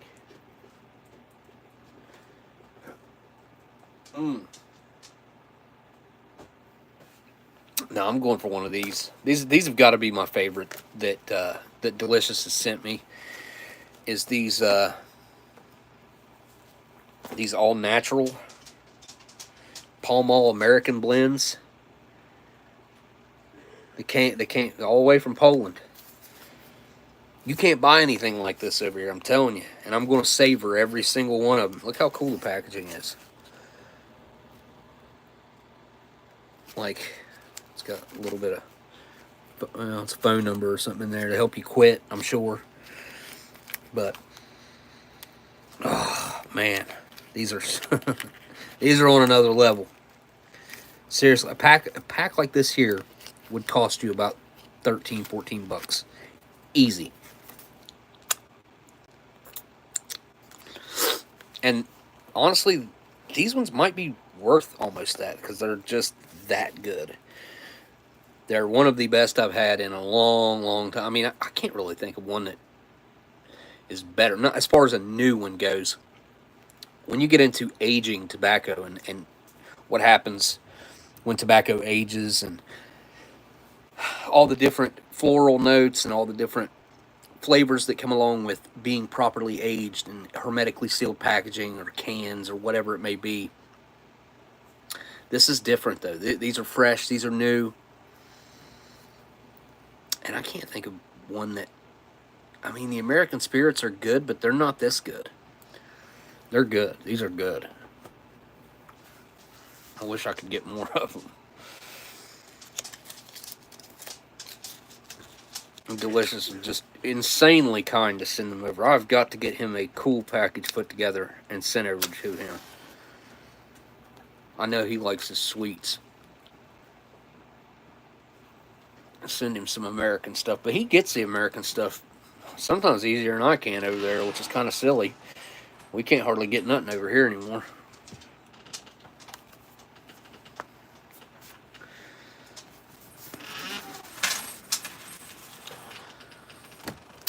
Time to chat with the chat, though. Don't forget to hit that thumbs up or down. Either way, Google doesn't care. They don't care. They just want feedback.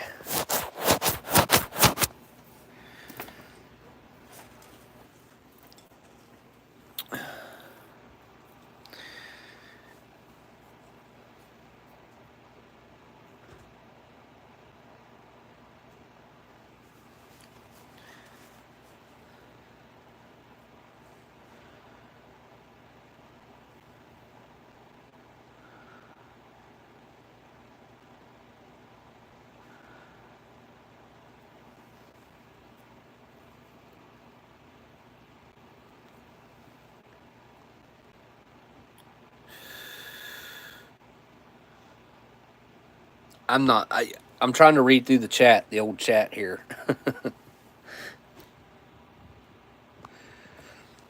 I'm seeing LC. Hey, James Ortiz is around. What's up?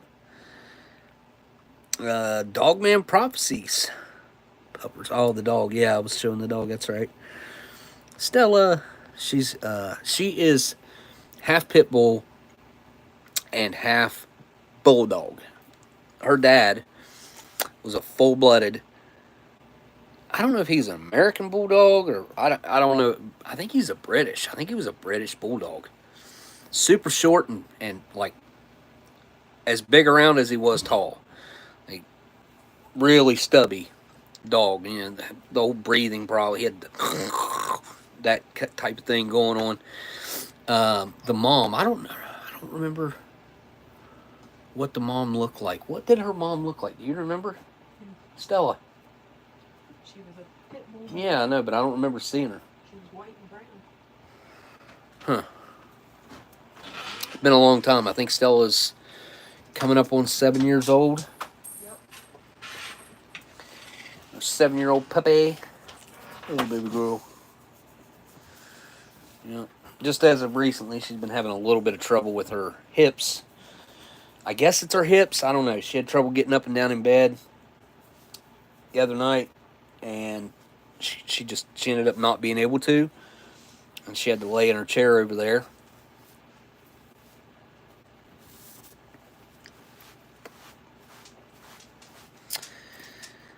Leah Love, hello. Here, I'll show you guys Stella again. When you look at her now, like, it's you can't really see the bulldog in her. Everybody's like, oh, she looks like a bloodhound or something, because she's got big long ears, and whenever she was a baby... Oh, wait, she disappeared. Never mind. She walked away. She was nothing but wrinkles. Like, she was all wrinkles. I'd have to pull some pictures up from somewhere, but seriously, wrinkle from the top of her head all the way down to her feet, even like the fronts of her legs down to her feet. She had wrinkles all over her body, and she still does have wrinkles, like, and her skin is loose, like you can bunch up her skin and make a whole bunch of wrinkles. And she's got big old floppy ears, which I guess, pit bulls have pretty big ears too, but her ears are bigger than what a pit bull's would be, which must be, must be a mix of between the pit bull and the bulldog ears, because according to the people we got her from, those were for sure her parents, and the bulldog was full-blooded and the pit bull was full-blooded, so she's 50-50. Well, I don't know how that would really work, like how much traits. I guess there'd probably be a way they do DNA testing on them to see how much pit bull she ended up with and how much bulldog she ended up with. Smokes are $14 here. What do you live in, New York? Man, these things are so smooth and so clean tasting. It's just, they don't have like that. Most cigarettes have a bad aftertaste. Pall Malls are like the least bad about it. But these are on another level than what my normal Pall Malls are that I usually typically smoke. And this is a Pall Mall brand, but they got way different variations, obviously, over in Poland than what we have here. I know when I was in New York, they were the like not name brands. I don't know what they were considered non-name brands, because I never bought cigarettes in New York. I would always be prepared and bring cartons with me when I was living in New York. I never, I don't think I ever had to buy a pack while I was there. But, because they would let me come home once a month, or that might be 3 weeks. I'd come home for a week or something. So I was always making trips back and forth, which when you think about it, it's kind of silly, as much money as they spent on travel and airplane tickets, and it probably would have been just as cheap to keep me and the other host, Josh, there the whole time. I don't know. I don't know. I've thought about that before.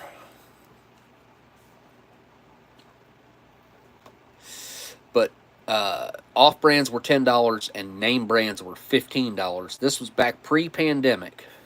I left New York 2 or 3 days before they shut the whole city down, if I recall correctly.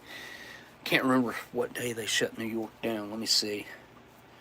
I think it was 2 days. I think I came home 2 days before they shut New York down. I'm sure I can Google it.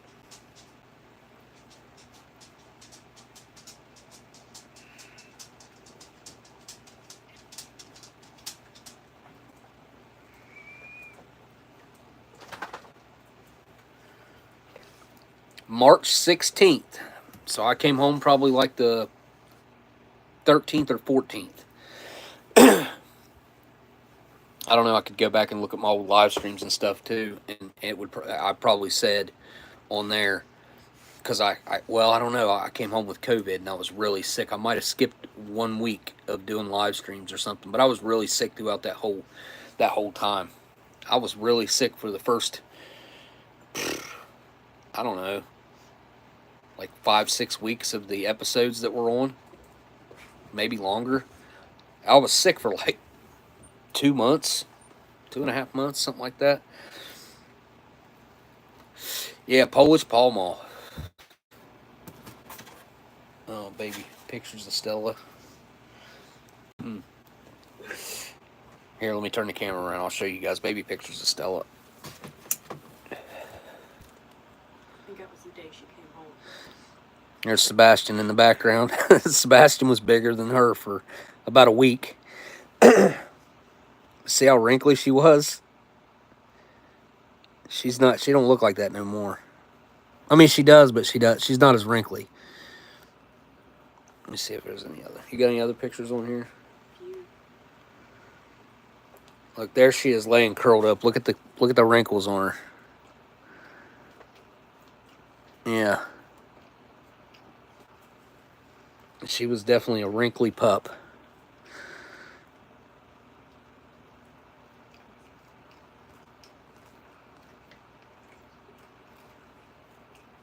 There we go. Old Sebastian. Man, I miss him. Alright, here you go. I think that's all of them. There's Sebastian. Yeah, I miss him. That's where he ended up passing away at, right there. Is that a picture of him after he passed? Yep. Oh, yeah. Anyway. That's a pug. No. No, she weighs about 100 pounds now. Roughly. I'd say she's probably between 85 and 100.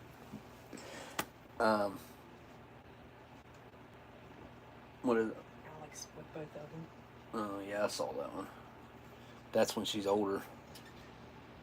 That's what she looks like now. She's about 2 years old in that picture. Yeah, that's what she looks like now. More or less. I mean, she's a little thicker on her hindquarters, on her belly area. But once we switched her over from, we were feeding her processed food for probably the first 4 or 5 years. How long has she been on chicken and rice now? It's been a long time, ain't it? Yeah. 4 years, you think? 3 years? 4 years? Puppy picture right there. She was about 8 months old. Oh, yeah, that is a good one. All right, I'll show you guys one more. This is a good one. Look at that. See the wrinkles on her legs? I'm serious. She had wrinkles all the way down to her toes. She was just a wrinkly ball of wrinkles. I don't think she didn't look like no bulldog. No. She looked like a, what are they called? Shar-Peis? I think that's what they're called, right? Shar-Pei? She kind of looked like a Shar-Pei, I think. I think that's what they're called. I've never had one, so I've never really dove into what their names are or anything. She wants to breed Pomeranians. Oh, Pomeranians are so cute when they're puppies. Which, don't get me wrong, I mean, they're cute. They're cute dogs. Yeah, our son has a Pomeranian. He adopted it as it was old whenever he took the dog on. I think it was like, how old was it when he got it? Like 8? I want to say 6. Between 6 and 8 years old when he took it on. And we have got his dogs switched over to eating human food, chicken and rice, because it was starting to have congestive heart failure. The beginning stages of congestive heart failure, was starting to cough and having the same exact issues that Sebastian had. And I think I should probably make a video about this, because I can't think of a more affordable way to healthily, like, feed your dog healthy. I know canned chicken isn't the best thing in the world. I used to cook chicken myself. I would buy chicken breast. I'd buy 3, 5, even 10-pound bags, or 9 or 10-pound bags of chicken, and I would boil it. I would scoop all of the liquid fat off the top and put it in a jar that I was canning it, because I would put it in the fridge and it would seal itself. But I would use that to rehydrate some of the, like, I would add that to the chicken and rice so it would have some fat to it. And I used to just cook it, and I would shred. I had to shred every bit of it by hand. Well, we had a machine that you pull a string on that's like a Tupperware thing, but it's still a pain in the rear end. I could shred 2 pieces of chicken. I'd cut the chicken up a little bit, and I could shred 2 pieces at a time. And then I would end up with this huge pile of chicken about that deep, about a foot and a half deep, about that big around. Because my pot, I think I could cook a little over 3 pounds at a time. That's all I could get in there with the water that had to be in there. And I would save a lot of the water that came off of it, and that's how I would rehydrate it. And then I figured out that the canned chicken, it cost less than cooking the chicken myself, and it's way easier. And as far as the health factor goes, like, I'll eat that. Like, I have eaten her food. Literally, I've eaten her food before. I've given it to her before. It's not like, yeah, sometimes I add a little bit of salt, a little bit of pepper to change it up for her palate, because, you know, she's going to get menu fatigue from eating the same thing over and over and over. But as far as, like, affordable ways to feed your dog a healthy diet, I can't think of a more affordable way to do it. And trust me, if I could think of a more affordable way to do it, I would be doing it. With Sebastian, I had it broke down to where it seems like it was costing me about 50 cents a day to feed him after I broke down, spent on the chicken and the rice, and then I would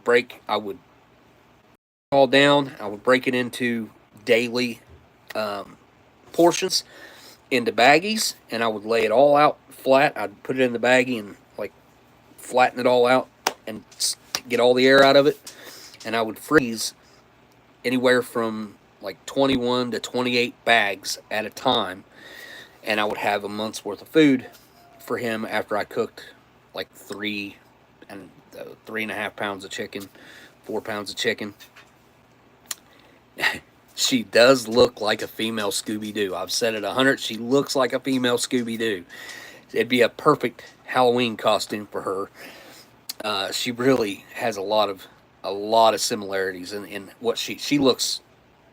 She looks just like Scooby-Doo, more or less. Bluefin, Scrappy has more bullish looking head. Is a Cuddle Patrol.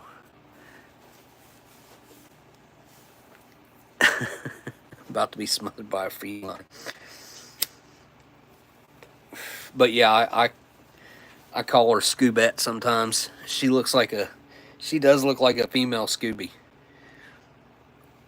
Scooby-D. Yeah.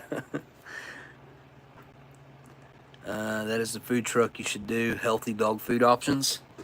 Huh. I never even thought about that. There's... See, I have come to find with people, even after I explain it to them, people that I know their dogs are suffering from having a poor diet. Their dogs are already showing signs and symptoms, and it's directly related to the nasty processed food that they're feeding them.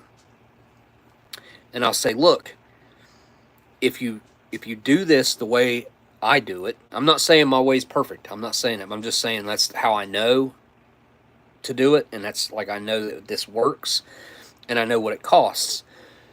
So if you do it this way, like dogs smaller than her, you can split a can of chicken in half and get 2 days out of it. Right now, a can of chicken costs me $2, and the rice might cost 20 cents a day. So it's costing us like $2.20 a day. And a can of processed, nasty dog food is going to run you like $2.50 a can now. With the way inflation has gone, like, stuff is so expensive that actually I don't know. It's been years since I've bought regular processed dog food. I think the last time we bought dog food, though, I think it was like $1.50 or $2 a can for the nasty processed stuff. She used to eat this stuff that was salmon and rice. I think it was salmon and rice. It was salmon and something. Pretty sure it was salmon and rice. But after we switched her over to the chicken and rice, she lost at least 10 pounds. She's way better off. She's way better off because of it. Way more healthy. There is a Ruby Doo. She's a younger sister to Scrappy's mother. Oh, really? Huh. I have to look into that, because I've always thought, like, with her, I've always thought if there was a female Scooby-Doo, like, she would be it. And I don't know what breed Scooby-Doo's supposed to be, but she really looks like him.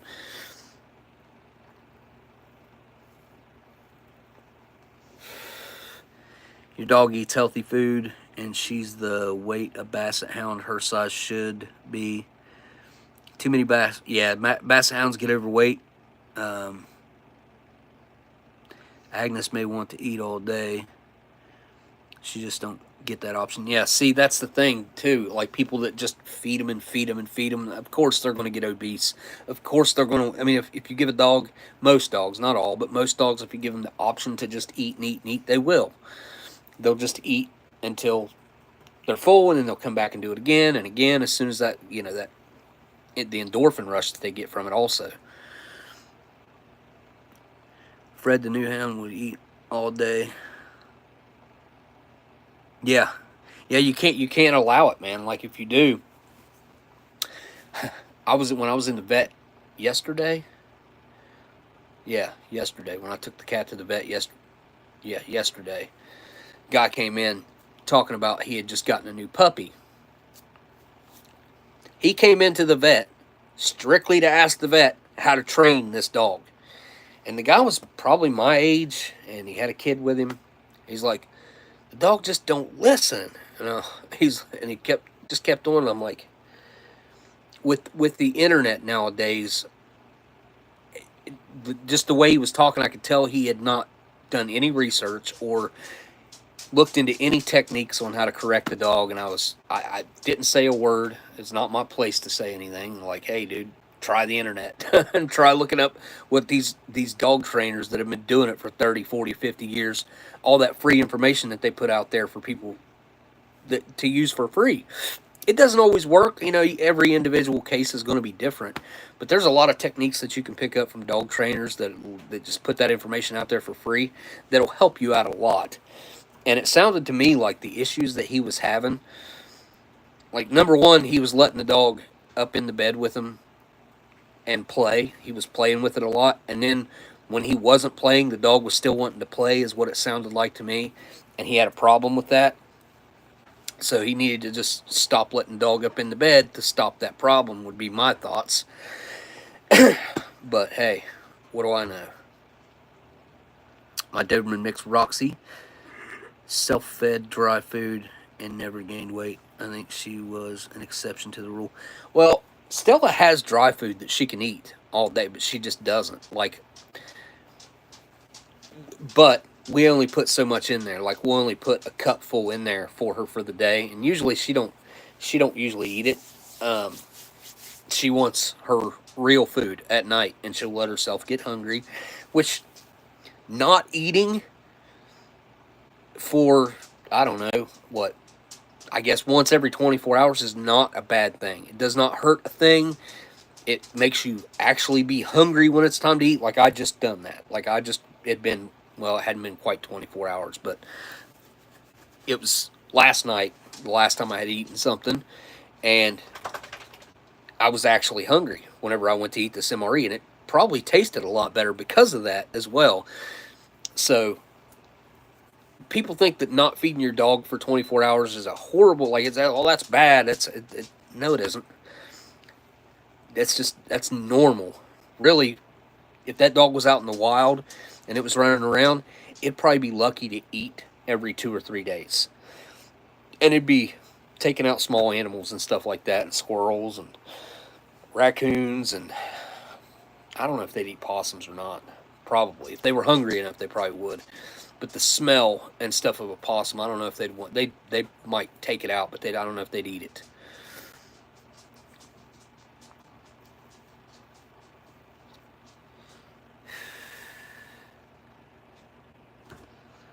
Oh, you don't have no more dogs? I'll tell you what. I thought about that yesterday while I was in the vet. A lady had a little dog in there, and they were sitting behind me where I was standing up at the counter, and I heard that dog breathing, and it made me think about Sebastian. And I turned around and I looked at that dog, and I thought, that right there is the exact reason why I'm not getting another dog. I'm not getting another animal, period. I love animals. I love animals. Animals love me. It just is what it is. Whenever they get into their elderly years, it kills me. don't cope well with the end of life. I've lost 2 dogs now, and well, I've actually lost 3. One didn't die; he got stolen and sold for $5,000 to somebody in Connecticut, which still makes me sick every time I think about it. He was our family, seriously. Like he was, it was like losing a family member. I mean, it was awful. Yeah, losing a close family pet it's nothing I'd wish on anybody, that's for sure. And sometimes it can be even worse than losing a human. And I know that sounds a little counterintuitive, but a lot of people use their animals for emotional support, and they've helped them get through something, or they count on that animal to be there every time they open the door when they come home, and that's, you know, they get just as much out of that dog as that dog gets out of them, or whatever. Cats not really as much. Cats are cats, they don't need humans really. I feel like cats could probably, not that dogs do either. I think as long as a dog doesn't have a human at some point, I think they'd probably survive on their own if they had to. But cats, like, they can be a house cat, and tomorrow they could take off and they'd be just fine in the wild. You know, cats are something else. But yeah, the oh yeah, you're right. Dan says that I don't have to get another animal; they come and find me. Unfortunately, that is true. It has something to do with where we live, I think, where there's it's more or less a dead end road right past my house. It goes down, and there's basically a little loop, a little tiny loop down by the American Legion that turns you around, and people drive down through here and have dropped off cats over the years, and I have collected cats that people drop off. I've given more away than I can remember, honestly. Like I've had kittens that, you know, will lose, some die, which kills me. And then I had like the one right now that is in the vet actually had kittens about 2 or 3 years ago, 4 years ago. It wasn't long after. This must have been about 4 years ago, actually. 3 years ago, probably.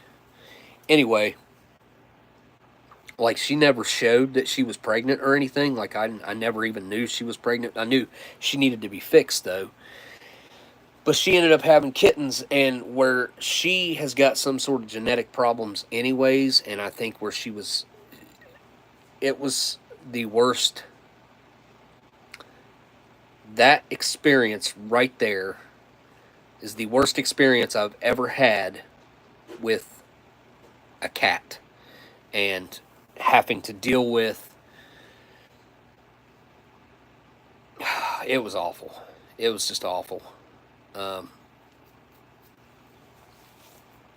don't even want to talk about it. Like, it was, they were so bad off that they had to be put down, and it was just, and I done 2 of them. My son, actually, like, I couldn't take it no more. My son came and took care of one for me, and now I regret having him do that, because I feel like he didn't cope well with it either, and I should have just manned up and done it, is what I should have done. And I would never make that mistake again, but I've already made that mistake now once, so I learned from it, but still it happened, so.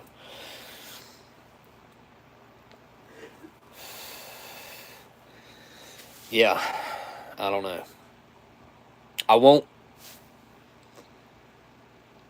won't be looking to get another animal, because, and I'll tell you the main reason why is I want my freedom back. Like, as it is right now, I don't have freedom to just do normal things that you do when you don't have animals. Or, I mean, it's pretty much like having little kids. Like, you can't just take off and leave for a week without having somebody to take care of them. Like, you got to have somebody reliable that you know is going to come in and take care of things and clean up and whatever needs done. So that's one factor, and the other factor is the obvious one that I've talked about is I don't want to lose them any. Like I know that that's a part of it, and I think back when we got Sebastian, we had Sebastian for 16 years. He was 16 years old, right? We got him in 2007, before Gran passed away. Yep. And he passed away July last year.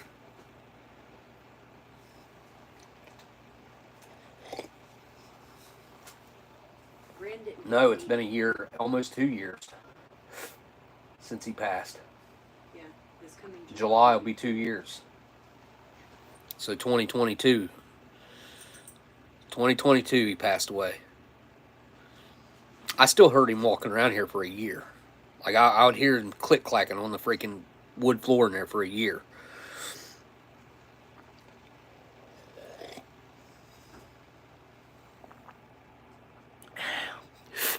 Man of randomness. Man of randomness. What's up? But yeah, as far as like I've thought about the whole spiritual aspect of animals too, and you're told that there is no spiritual realm for animals, that they don't move on. Yeah, I believe they do.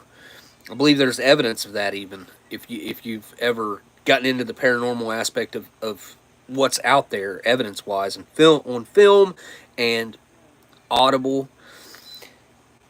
Animals come through, like they just do.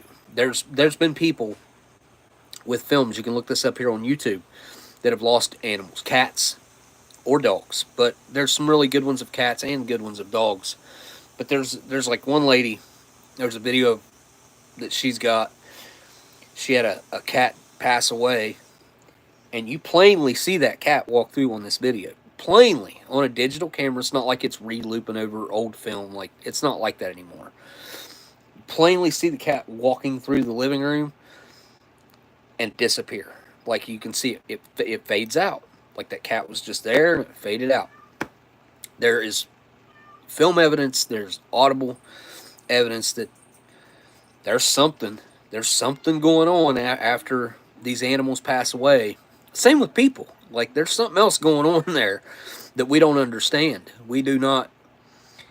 And you're looked at as a kook or a weirdo if you look into these types of things. With technology today, I don't understand how so many people can deny that there's something more there. There's something going on.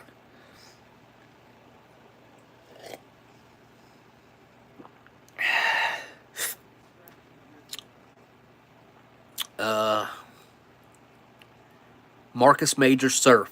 Is that how I say that? Marcus Major Surf?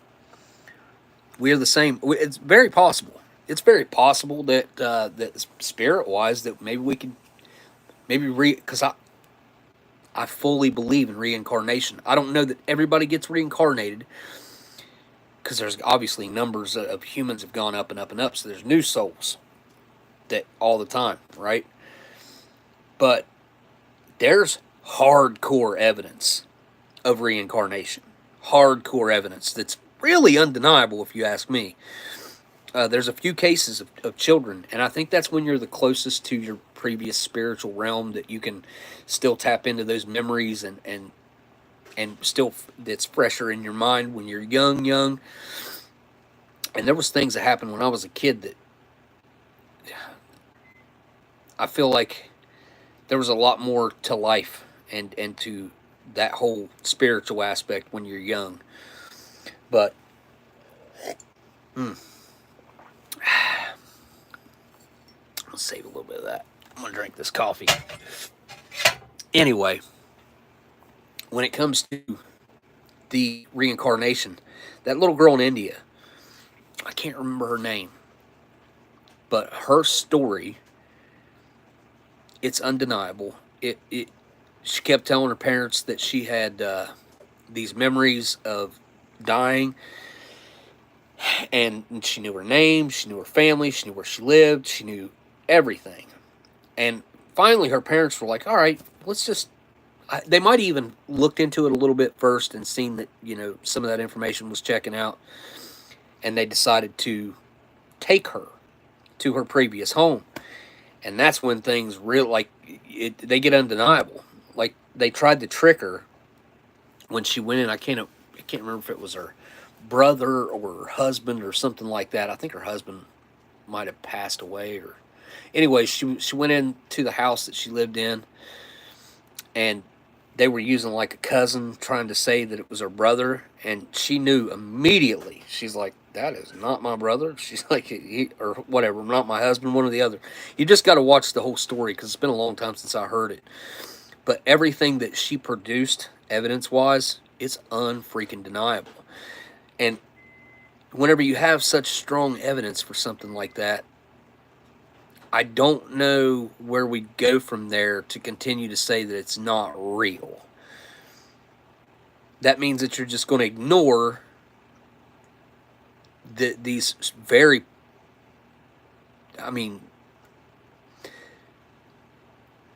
these very real and very pronounced cases, and you're going to say, that doesn't matter. I still don't believe that it can happen, even though it just happened.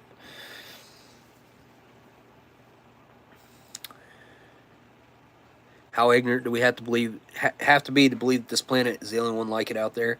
Oh, especially with cameras today. Like, okay, let's just say that there's a bunch of people out there that want to make a fake UFO video, right? Let's just say there's a bunch of people out there, right? Let's just say. How many videos come out a day of UFOs? At least a few. So let's say per year there's at least a little over 1,000 new videos that we see of unidentified flying objects that are absolutely impossible with any technology that a human could survive. Not only different than anything we think that we have, because the government's 50 to 100 years ahead of us technology-wise, but let's just go down the route of the fact that we couldn't our bodies could not survive some of the things that we see these things doing on film. Let's just say that there's a bunch of people out there that want to fake these videos.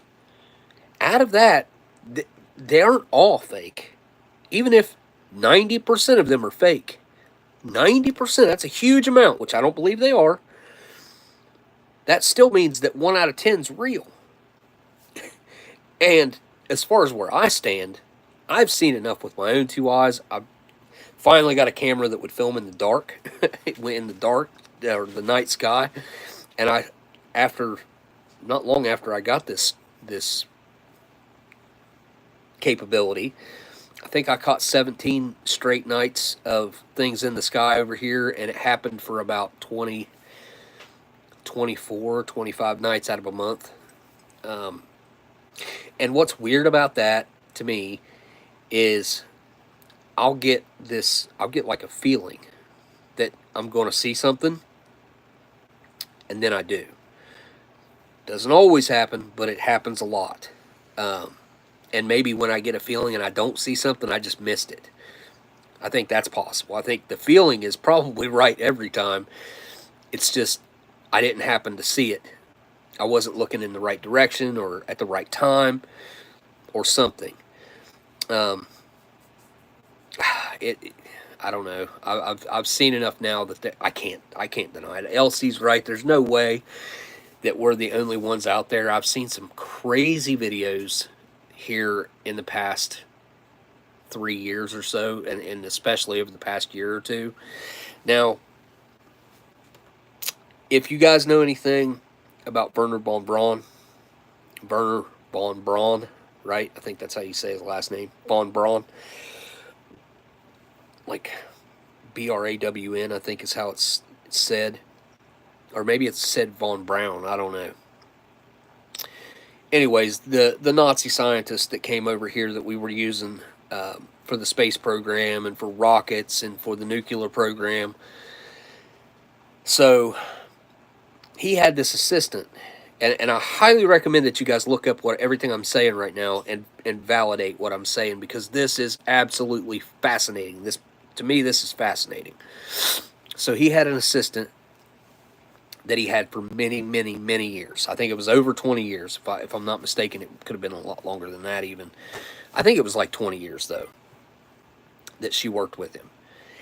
And whenever he was getting up in his, like, really getting up in age and was kind of losing his, like, his physical abilities, he was still mentally sharp. He was getting old and not able to get around. And he told her, you can look this up, he told her that our government has a plan that they're going to use a fake, fabricated alien invasion to more or less convert the entire world over to a one-world government. This is what he told her. And if there was anybody that was in the know, that was really embedded in some of the highest top secret programs out there, it would have been him. So that's a really interesting aspect of what he left behind legacy-wise, and some information that he left behind. But what else will be extremely... I want to get the exact quote, because it's from the Bible. But it's what he put on his headstone. Now, I already told you what this guy was, and like, Werner von Braun's headstone. Werner.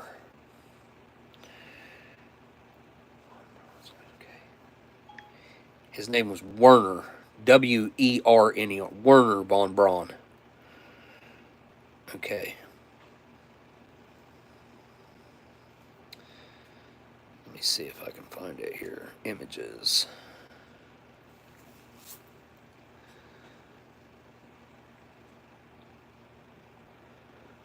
Okay. He put a Bible verse on there. I'm going to have to look it up now, but it was Psalms 19:1. Chapter 19, verse 1.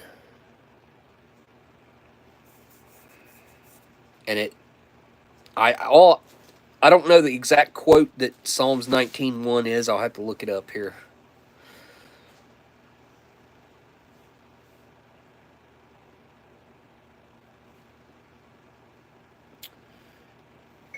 Psalms 19:1.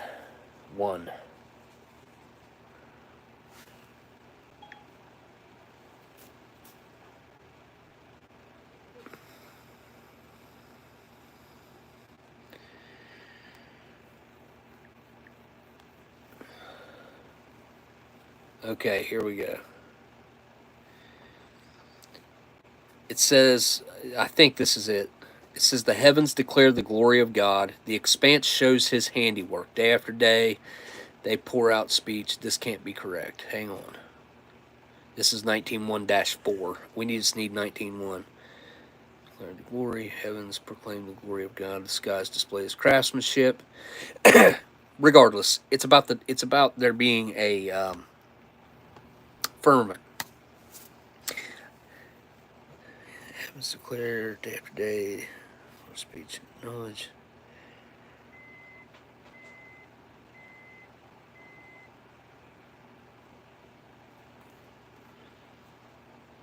Here we go. Psalms 19-1. The heavens declare the glory of God, and the firmament shows his handiwork. Day into day utters speech, and night after night reveals knowledge. There is no speech nor language where their voices is not heard.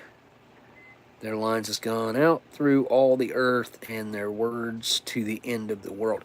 Anyway, it talks about there being a firmament. That exact quote that he put on his headstone. So, this guy led the space program and decided to put something about the firmament on his headstone. don't know exactly what that means, but the statement that he left behind with his assistant is extremely concerning. And the fact that we could be tricked and duped by our government to believe that we're being invaded by a entity from outside of this world, outside of this earth, I should say. That's scary to think about. It really is. But at the same time, like, the fact that we already know this and he left that information behind should give us enough of a heads up to see it for what it is, see it coming. But a lot of people don't know about it too. There's that aspect that I feel like everybody should get informed about, for sure.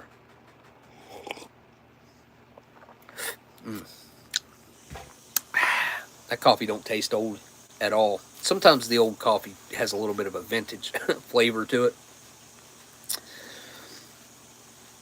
That tastes brand new. But yeah, definitely look up. I think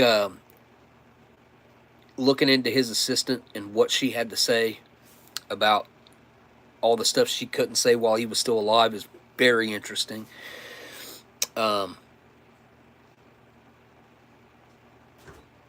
There's so much now that is available to us, information wise and video wise. Like, there's so many videos out there. Like I said, even take onto the account that 90% of them are fake. That means still 1 in 10 are real. I mean, I can promise you and tell you all day that the videos that I have are real, but you can still think that I fake them, even though I would not have any clue on how to even start to do something like that. And that's beyond most people's capabilities. Let's be honest. Most people are not going to know how to CGI something into the sky. They're just not going to know how to do that. Even though technology's great nowadays and all, like, I wouldn't know how to do that. I mean, I guess you could maybe pay somebody else to do it, and then, I mean, you could do it that way. Most people aren't going to have the knowledge on how to do that.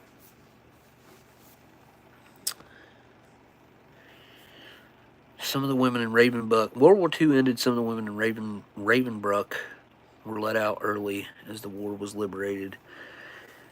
And Oma was let out then.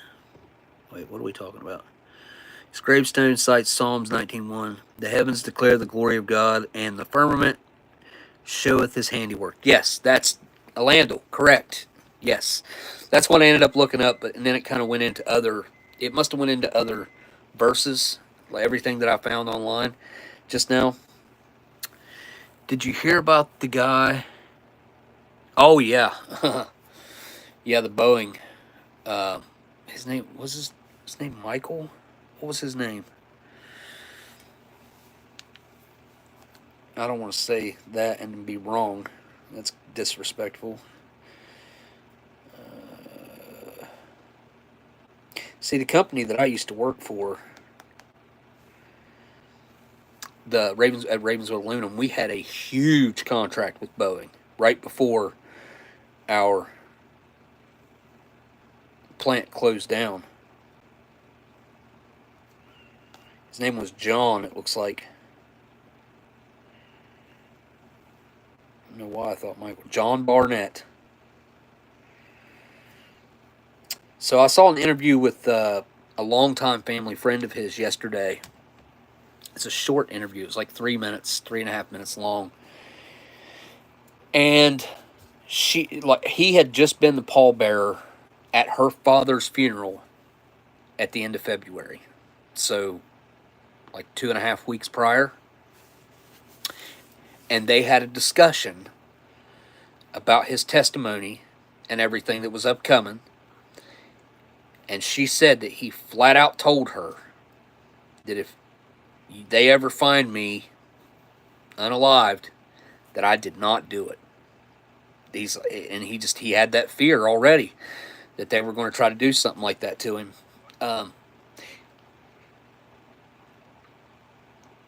let's bring up this point real quick. Could Boeing have made a worse decision? I feel absolutely horrible for the man and his family. This is, ugh. Everything that he was saying needed to be said, and said loudly, and it needed to be acted upon. Number one, because we're talking about hundreds of lives per craft, per airplane, that are at risk because of their shoddy practices. Could they have made a worse decision by doing what they done? Had they just left him alone, how many of us would be talking about this right now? Seriously, how many of us would even know about it right now to be talking about it? I'm going to guess not very many. Not very many. It would not be a topic of discussion on a daily, which this is being discussed amongst regular Americans on a daily basis. This is coming up in conversation in probably 50% of the population. If I was to guess, it's came up at least with 50% of the population in the past couple weeks. So you went from hardly anybody was going to know about it to pretty much everybody knows about it now. Like at least half the population. Let's say at least 150 million people know what's going on. They couldn't have done something dumber than what. I'm speculating, obviously. Allegedly could have possibly happened here. You know, what most people are coming to the conclusion and thinking that could have happened. Obviously, I don't know what happened. And then so I heard her testimony yesterday. I can't remember who done the interview with her, but it was like she was just on a phone call with some reporter sitting at a news desk and talking to her.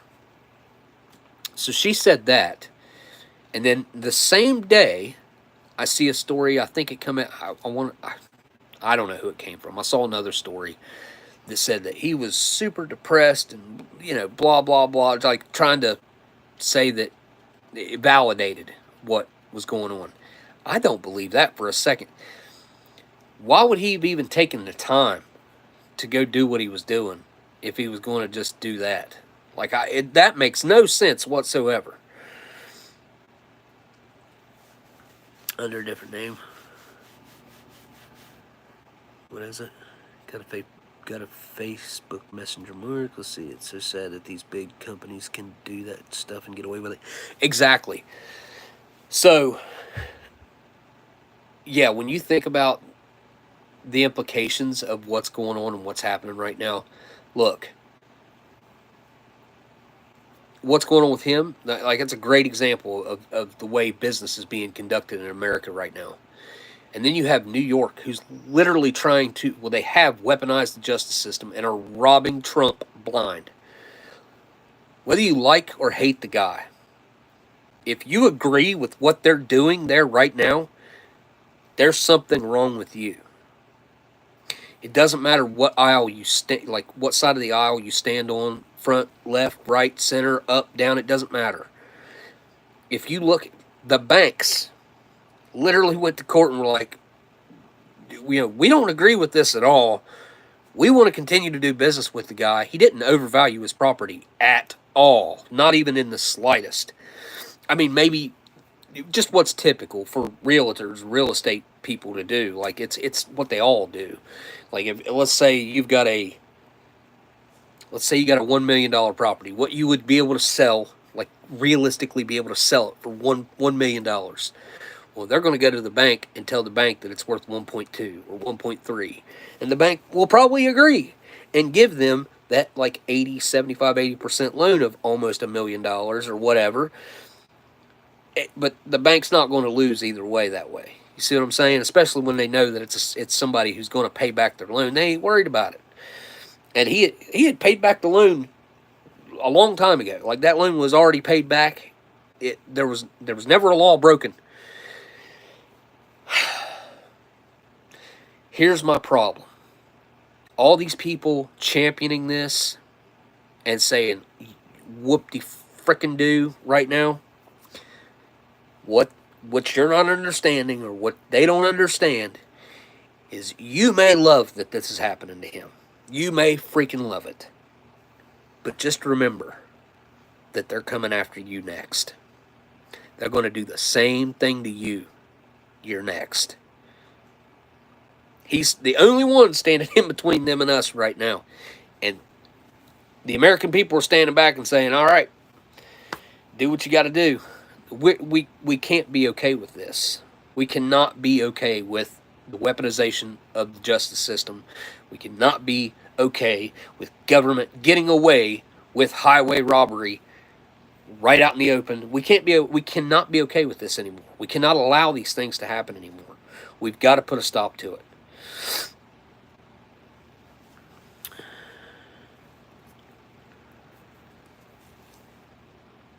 Okay, so I just looked down and seen you talking about chemtrails. Picture was taking pictures of chemtrails. He was showing the chemtrails, and I saw black dot on the screen. I thought it was one. It was on the screen and went to wipe it off. Zoomed in and saw it. Under a different name. Wonder if I could email it. Well, so I have brought up chemtrails to people before.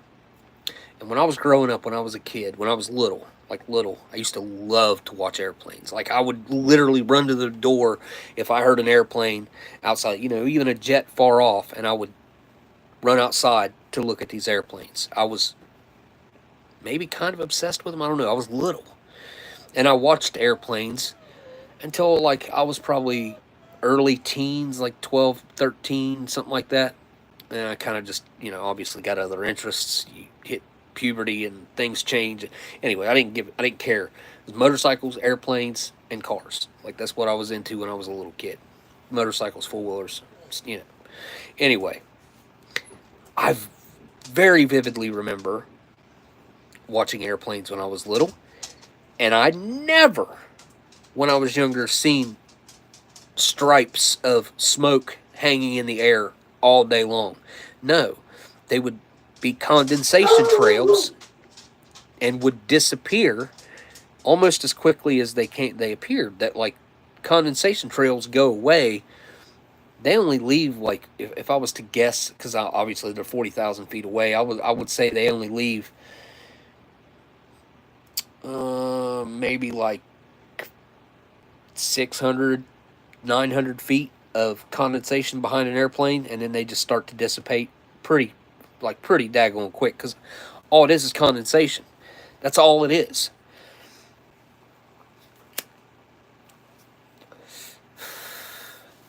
So yeah, chemtrails are very real.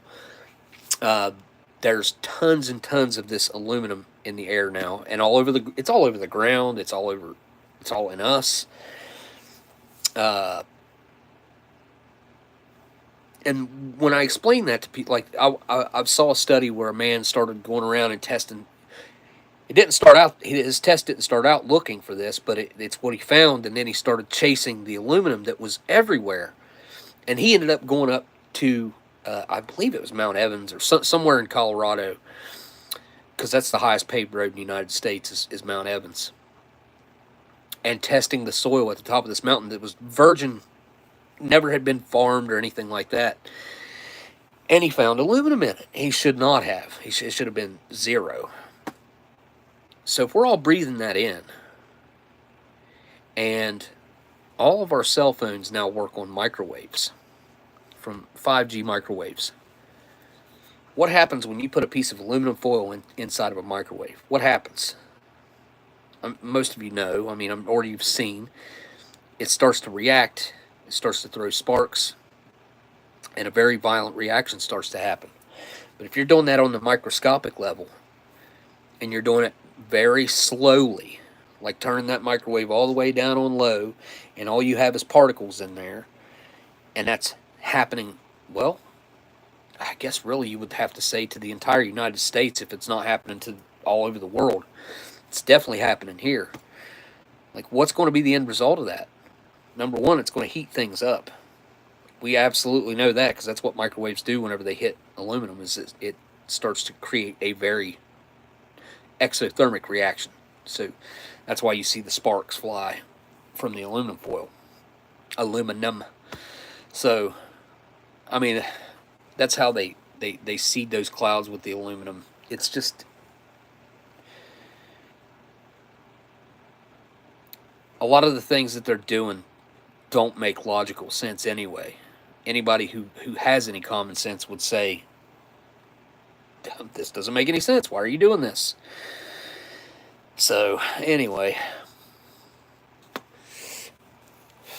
Alright, guys. I'm going to check out of here because my phone's about to die. Don't forget to hit that thumbs up or down. Either way, Google doesn't care. They just want feedback. They don't care if it's good, bad, ugly. They don't care. I don't know if I'm getting my cat back tomorrow or not. He said he might keep her for a couple more days, so she might stay tonight and tomorrow night. But like I told him, if she's not going to regain any quality of life, because just the other day she was laying out front in the rocking chair and I seen her and I thought, if she's not going to have any more of a quality of life than this, like to me, she seems miserable. But when I took her, I told him, you know, I was like, if she's got a chance, give her a chance. And he said, all right, I'm going to get to work. That was exactly what he said. He grabbed her by the scruff of the neck and took off into the back room to start putting fluids in her. And maybe she'll make a miraculous recovery, but she probably needs her leg amputated to really make any type of real recovery. So, well, I mean, supposedly she had made a little bit of improvement today. The cat, is what he said. Said she seemed to improve a little bit, which doesn't sound... I mean, she was in bad shape when she got in there. And that he was going to keep her for at least another day or two, he said. So, but if she doesn't make any real improvements, or if she's not going to have any real quality of life, man, I hate to even think about having her put down, but that's kind of where I'm at. So, anyway, the meal turned out to be awesome. I more or less finished the main. The maple nut cake really not so good. Grape jelly's awesome. The crackers were awesome. Drinks were awesome. Overall, the meal was great. And honestly, I did not think that I was going to enjoy the 40-year-old poultry. I just, again, it's like a mental thing with me. I'm like, old chicken, old turkey, old poultry, anything. I'm like, it just, salmonella. That's all my brain thinks. It's like, oh, I'm going to get salmonella. Not the case. I mean, at least not so far. Knock on wood. All right, guys. I'm going to head off of here. Thanks for the super chat tonight, Dan. Thanks all you guys for hanging out. Thanks to anybody who's my Patreons over there. I love you guys. Appreciate you guys so much. And thanks to everybody who's hung out in the chat, doing their thing. And something was up with this live stream. I'm going to end it like this. I know it's a little weird, but something was up with this live stream. Like, it took forever for it to show up for anybody, it seemed like. But I'm going to try to hit that Saturday, because I haven't done one of these in this format on a Saturday live stream yet, I don't think. Not that I can remember doing. And see if that makes any difference. And then I might go away from this, so we'll see. But alright, guys. I'll see y'all on the next live stream. Later.